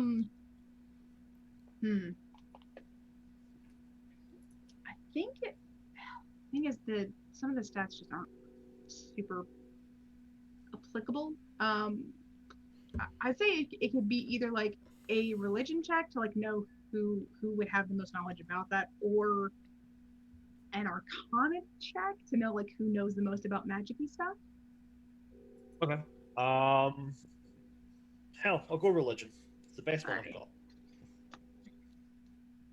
That 20 right there. I'll show it, by the way, if you want to verify it. That's fine. Okay, no worries. Just because I seem to have like a gift with that 20, so every time I get one, I'm like, you are blessed. You are blessed. Anti-Will Wheaton. There is, honestly, it'd probably be the person who is y'all's like the big priest dude in town, like I guess like the head priest out of all of them here, because I feel like the dwarves have like a more select number of gods that they sort of like give their fealty to and stuff like that. That's at least like Right. the kind of the feeling that I get. So I think there's like less temples, but the temples that are here are quite grand. And there's a bit more of a hierarchy for it. So there's like a high priest over all of them that kind of helps to coordinate everything, do everything. So if anyone's gonna know about other gods and like other stuff, it's probably that guy. It also helps that you think he's about as old as a dwarf can be. The man has All right, wrinkles okay. in his wrinkles. That's got blisters on my blisters. All right, yeah, cool. That's what. Right, if there's anybody going to be known about it, it'll be the high priest. Crotchety old bastard, and I mean old. I mean like old as the stone. This guy's stone is so old it's basically sand.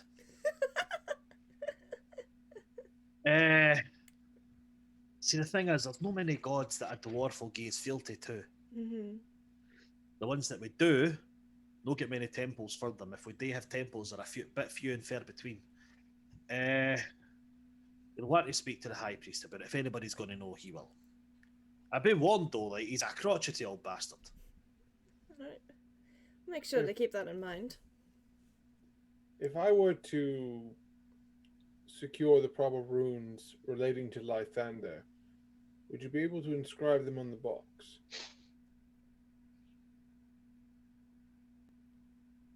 I don't see why they'd be essential. The runes are a non-vital part of this. Realistically, you could do the exact same thing with two egg cups glued together, as long as it's got the same insides and the same magic on it. But aye, I mean, if you wanted to look pretty for this Lythander get, then aye, cool, I can do it. Keep that in mind. Just theory that might hold more water as far as what this stone might actually be. Not entirely. Generally with these things, you want to. Sometimes less is more. Mm-hmm. Too many links a chain in the mail, and it's easier to break. More of an afterthought. If it needs more runes pertaining to that particular thing, that might help contain it further. But better to add that afterwards, if needed.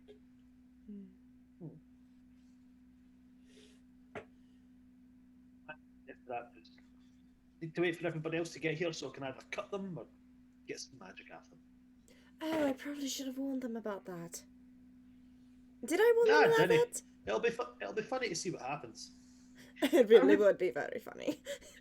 I would say probably right about then is when the rest of the party arrives. So, Dad, what's up? Nothing much. This guy. Realistically, nothing else other than that. Oh, by the way, pulls out a knife. I need your blood. Sierra's trying to stifle a laugh. I need your blood. It's part of the whole process of making the box. I'm not talking like I need a lot. I mean, a hand will do. Basically, it's a failsafe from what I get. Aye. Or magic, if you can use magic. Yeah, if you can. Nah, that only worked with you two. I really, really need your blood. I'm fairly certain. Don't worry, magic will work as well. He's like, Drax, you'll have to give your blood though. He's going to look at Isla with a face that's like, I can take magic as well. Don't you worry, head. You're all right. But Eyeball and Drax will look, it's like, I definitely need your blood. Isla does not believe any of you. She's like, only blood. That's all I need. All I can take is blood. I swear. Darren just gives a little wave with his cut hand before putting his hat back on. And we have Kit Harington back. I cured that, by the way. No, it's gone. Hey, Skull. Cure wounds. Boop. I do that shit. I do a quick telepathic connection to Isla and just say, he's being honest. If you don't want to give your blood, you can use magic instead.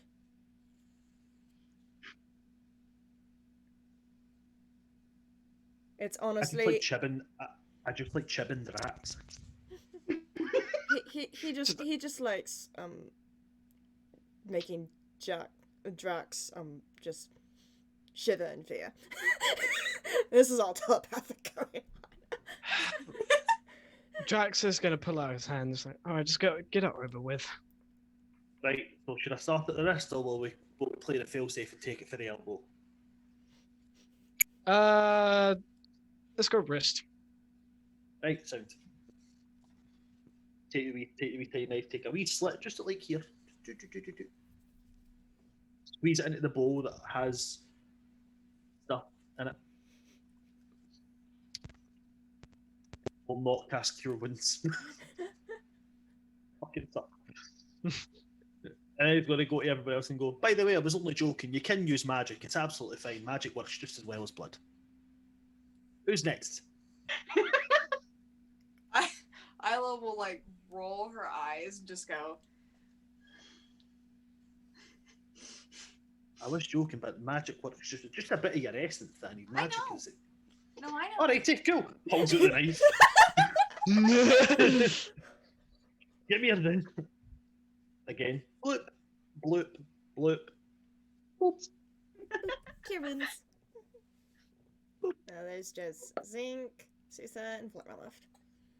Zinc, Sutha, and Florma.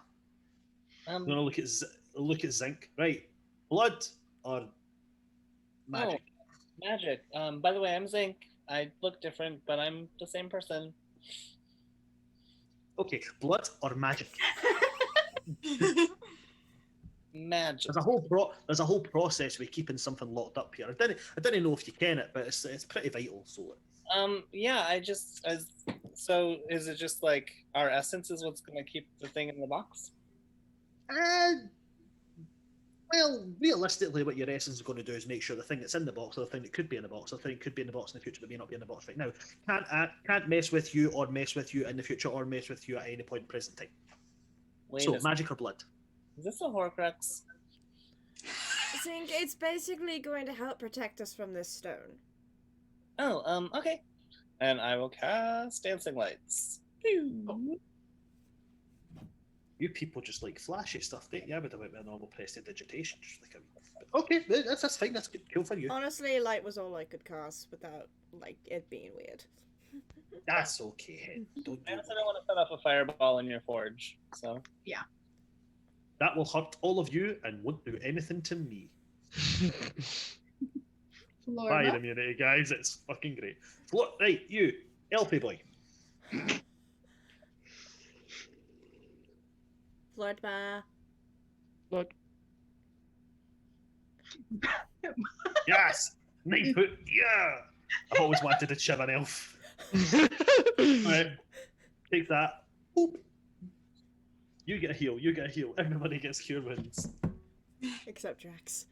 And Drax. And he's going to look at the orc. Right, you. Come on.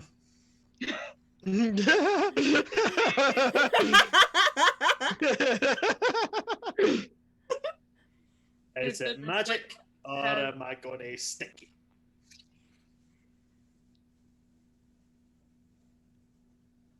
It's too fucking bloody early in the morning for this shit. He's gonna look at everybody and be like, she's my favourite. He's blood in, book with the cure wounds, and like, right, now comes the flashy shit.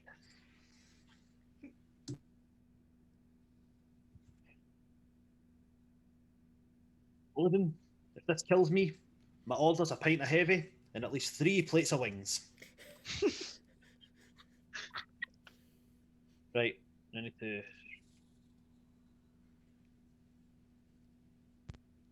I'm going to show this one. Oh my god! You fucking did. Oh my god! Oh my god! Odin has blessed thee. I'm still pulling out my tower shield and like holding it out in front of me, like. So that actually has an effect on it. So you said the DC was an 18 on a nat 20. The object that I'm crafting could not be more perfect. It is in every way designed flawlessly, and will basically it will do the job it's meant to do with absolutely no incursions of any penalties. Like he's gonna kind of like put the whole mixture down, and then like hold this like blinding white flame in his hand and be like, "Alrighty, everybody's had their tetanus shots, aye? Cool, good to know." The fuck's tetanus? Isla is covering her eyes from the light because she's like, nope, I got these back. I just got these back. I don't want to lose them again. Actually, that is a thing because of how he does it. There is like a blinding flash of light, but because I got a nat 20, everybody's fine. Still shield. Okay, unless there's any drought. Is there any drought here? No. He might be dead. One of the few races we don't have. No, I'm joking. That was kind of good. There we go. Oh, thank you once again for your help. It's all right. I didn't mind helping out you guys. Right, so how's the talk with the prospector? Yeah, yeah, it was good. Yeah, town's good.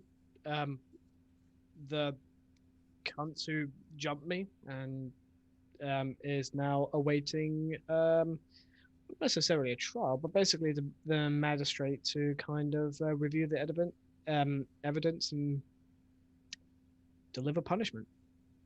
He'll get what's coming to him. Mm-hmm. Apparently, they also knew what was happening to the town and didn't say anything. Well, that's not good. See that.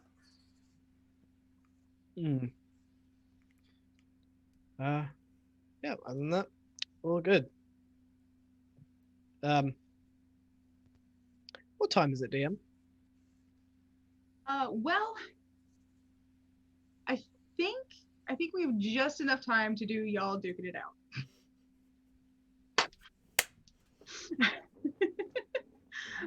So I think like right as Valkyrie's putting some of the finishing touches on, and then the box is like, I guess maybe like settling, like, you know how after you're done cooking meat it needs to like rest for a little bit. Yeah. I think it's in that stage. And I think like right after he takes it out to let it do its rest thing, I think that's when conveniently we hear the clock tower out near the prospector's house chime 12. Hey, Da, you want to watch me and Sierra fight? Yeah, I want to watch you and Sierra fight. I'm sorry, what's happening? Wait, you guys are fighting? Yup. It'll be fine. And Sierra walks out the door because she's not gonna fight inside the forge. Oh yeah.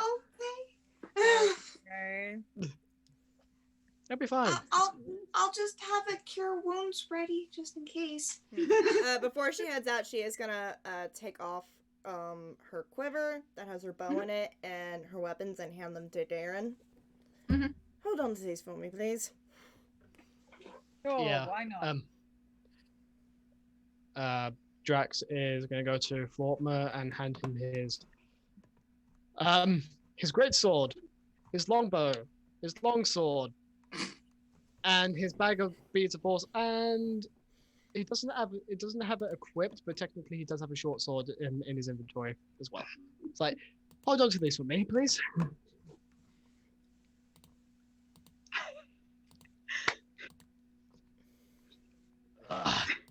In some ways, I'm grateful to have my sight, and in others, oh boy.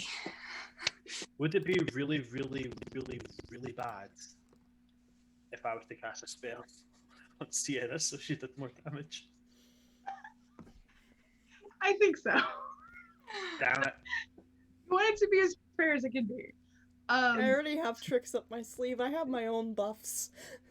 Shield of Faith.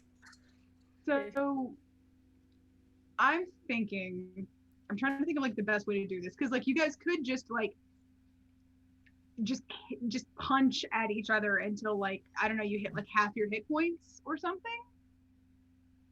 I don't know.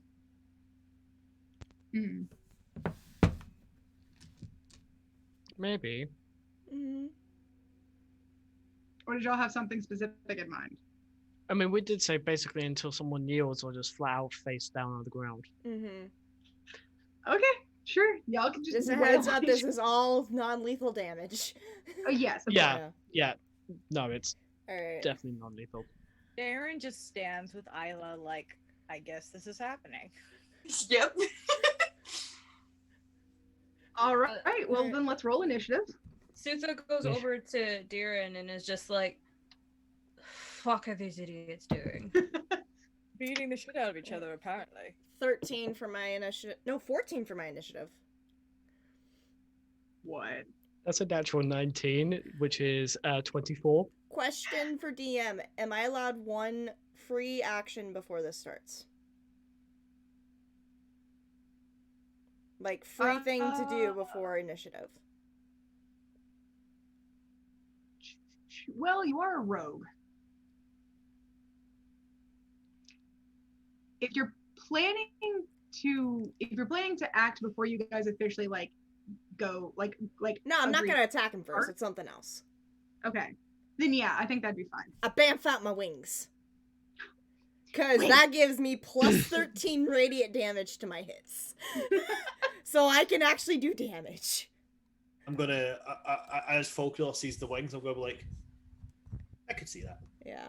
Oh yeah. As my wings bamf out, my hair also turns white, and my eyes start glowing. Wow, that's really pretty. And my eyes are now glowing. That's the first time I got to see it. That's so nice. I'm gonna pull out a notebook and a bit of charcoal. That gives me an idea. Okay.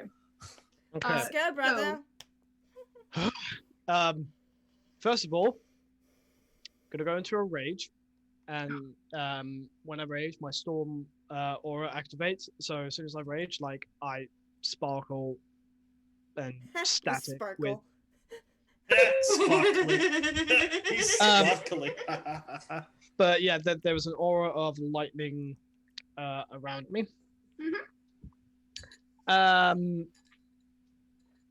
And fuck it, yeah, just gonna wail on my sister twice. Smack him with a right. He's a big Jesse. I only have a 14 armor class, so you're probably gonna hit both times. That's a 25 to hit first. Yeah. And actually, no, even that doesn't hit somehow. That's a 14. No, 14 just hits. No, meet and beat. Oh shit! Oh Yeah, you hit me do twice. meet and beat. Cool. So that's 16 bludgeoning damage. Okay. Along with how many d6s is my 1d6. Okay.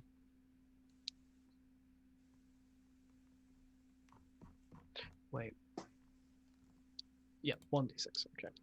Along with shit. 10 lightning. Just a full on crack. Folklore's going to shout advice from the sidelines. I'm gonna need He it. broke his leg twice when he was a bear. Kick him in the shins. All right. Would that give me advantage? Sure. Why not? Remember the Ali shuffle. All right, because I'm going to go to kick Drax in the shin and cast a 4th level inflict wounds. Jesus. What do I have to roll to save for that? And because you said I have advantage. All right. Okay, first one's a 21. Let's see if I can crit.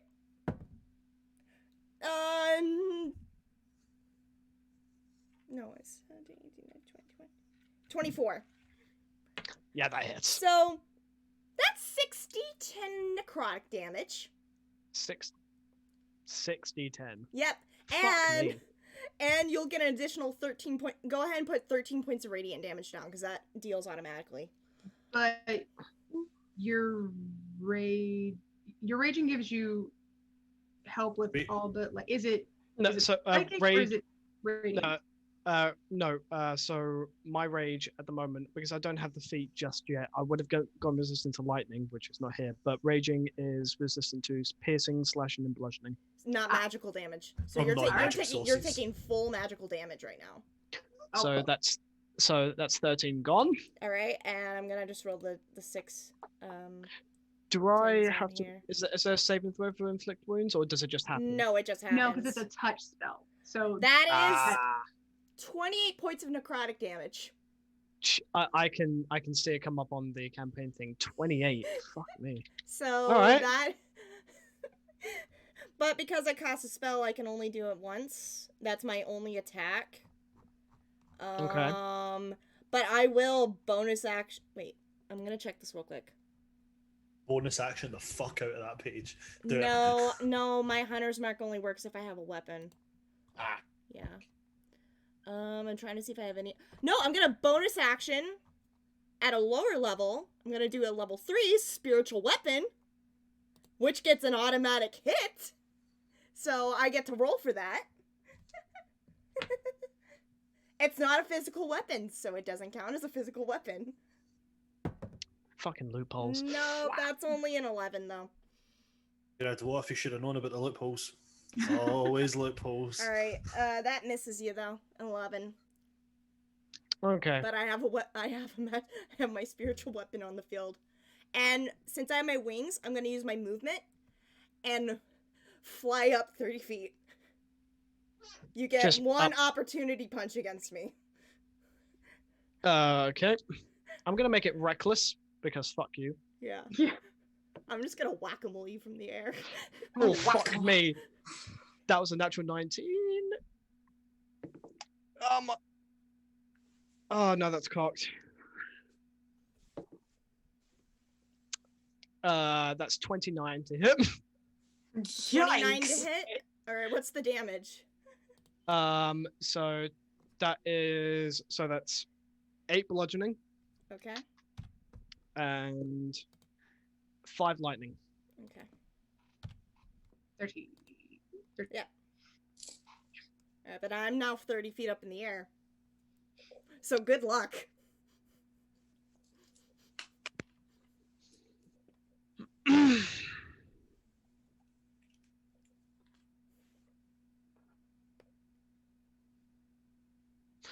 I told you I had plans.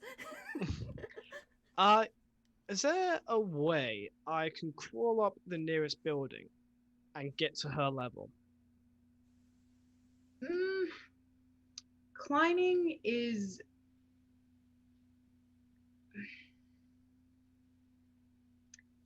Would that take that's the thing. Climbing is like difficult terrain.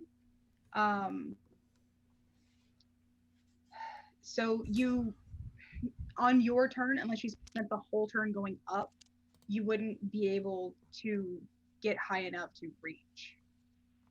It's like if you don't have a specific speed, like so if you don't have like a climb speed, swim speed, burrow speed, fly speed, you're either incapable of doing it or you're half your movement speed. Yeah. So that's So what I'm saying. if you do not as yourself have a climb speed, then if your movement speed is say 30 feet, then you will climb 15 feet, and that is your full turn. Yeah, so you'd get like 15 feet up, but that's still not close. You'd have to go another story, which would be like another 15 feet, but that would take both of your actions. Okay, so could I spend my action to dash to make up the to make up the fact that I'm not going to reach, like full on, like use my action to make up the rest of the movement? Or would the whole climbing endeavor take up like my entire turn? It would take up your entire turn, no matter how you're going to play it. Okay, then. Well, I'm going to do that anyway. Okay. Get on the roof. But if I'm at half my walking speed, which is 20 feet, and she is like 10 feet across them. No, in which case, I'm gonna action surge and actually leap and grapple the cunt. Okay, so a grapple is opposing strength checks. And I get advantages on this because I'm raging. The person being grappled can choose athletics or acrobatics. I'm sure. Please. I thought it was please. just opposing strength checks in 5e. Athletics and acrobatics, I'm sure. Bear with Please me. be Maybe athletics, wrong. because I have a -1 to strength. And my athletics is actually higher. Grapple. Okay. Let's see. Okay. That'd be fine. So yeah, so you're making a pure like strength check because you are just throwing yourself, but you do have just my straight strength modifier, no, not athletics. Or would it be athletics versus athletics? Let's do athletics versus athletics. That makes sense. That feels like that makes sense. Do that. Okay. I'm just wondering, do I get like advantage on strength checks and saving throws, not attacks? So strength check. So would athletics check count as like the advantage while I'm raging? Because it is. To you. Sending the exact wording of it to you now, Chris. You get advantage on strength checks and saving throws, not attacks.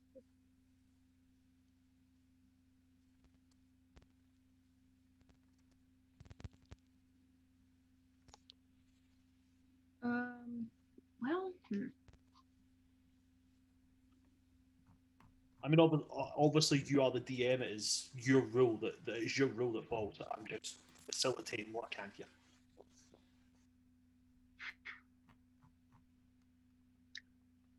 I think because there's only like it's honestly like the one of the, if not the only one based in strength. Yeah, it's the only one based in strength. I think I'll allow it to count, which also means like it would count for anybody else in any other situation as well. Although I think Sutha might be the only one that might also benefit, but yeah. Okay, so advantage. Thank fuck. That is a 23. So I have to be at a 23. Yeah, I would have to roll a nat 20 then. Ooh. Nope, that's a 14. Okay. So you're grappled. Your speed drops to 0. I am holding you in the air.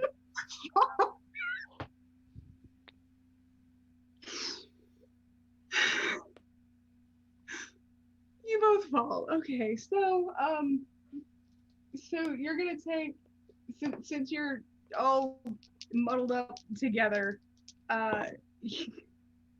you're gonna take 9 damage from the fall, and you're now just on the ground. Would it be half for me because I'm raging, if it's bludgeoning damage, or is it full or is full damage to the different?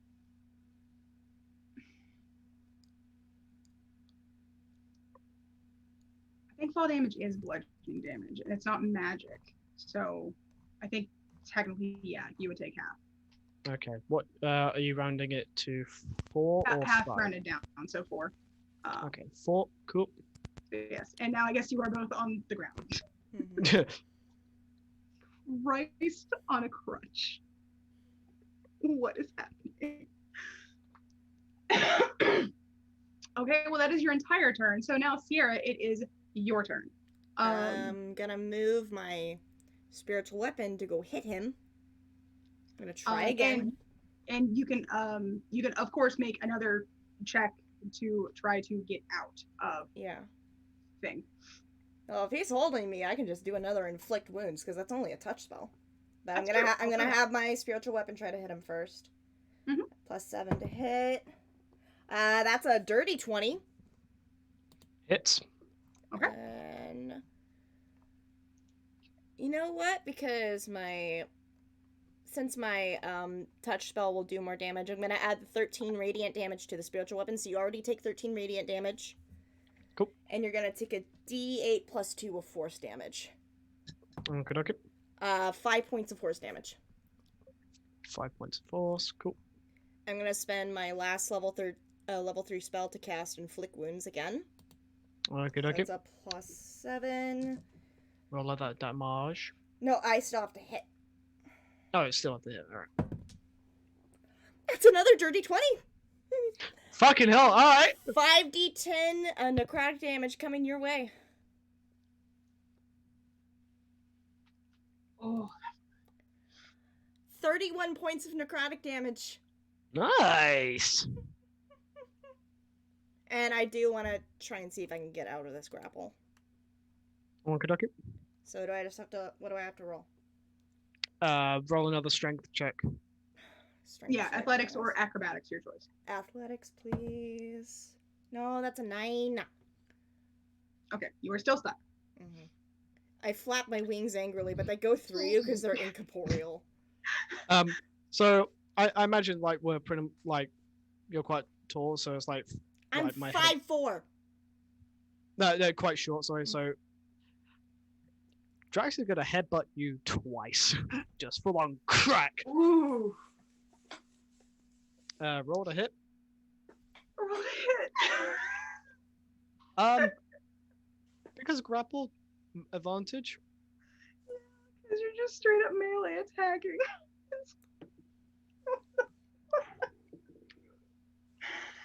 That is 19. Christ. So that's 8. So that's another 8 damage. Plus 4 lightning, so that's 12 damage total. Second attack. That's nope.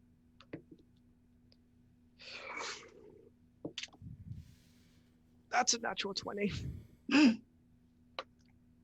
So on the one hit, 16. And the lightning is 6 lightning damage. Yikes. I'm looking really bloody. Drax is not looking too good either. He's definitely looking a bit. Oh, yep. All right, well, Sierra, it is your turn. Bonus action spiritual weapon attack. Yep. Roll. That is 22. Yep. Automatic 13 points of radiant damage.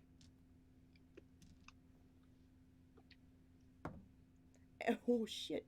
9 points of force damage. It's not looking pretty.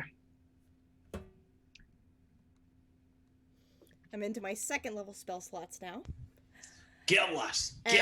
I'm going to cast Inflict Wounds at second level. So that reduces it to 4d10, but I still got a hit. Shoot at the boss.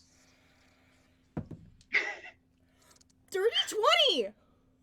Nice. 20? Yeah, another dirty 20, so you're going to take 4d10 necrotic. That is 19 points of necrotic damage. Drax is out and for the count and on the ground. Wait, I actually won? Yeah. That fucking inflict wounds though. Jesus Christ, woman. Yeah, no, you actually won. Yeah.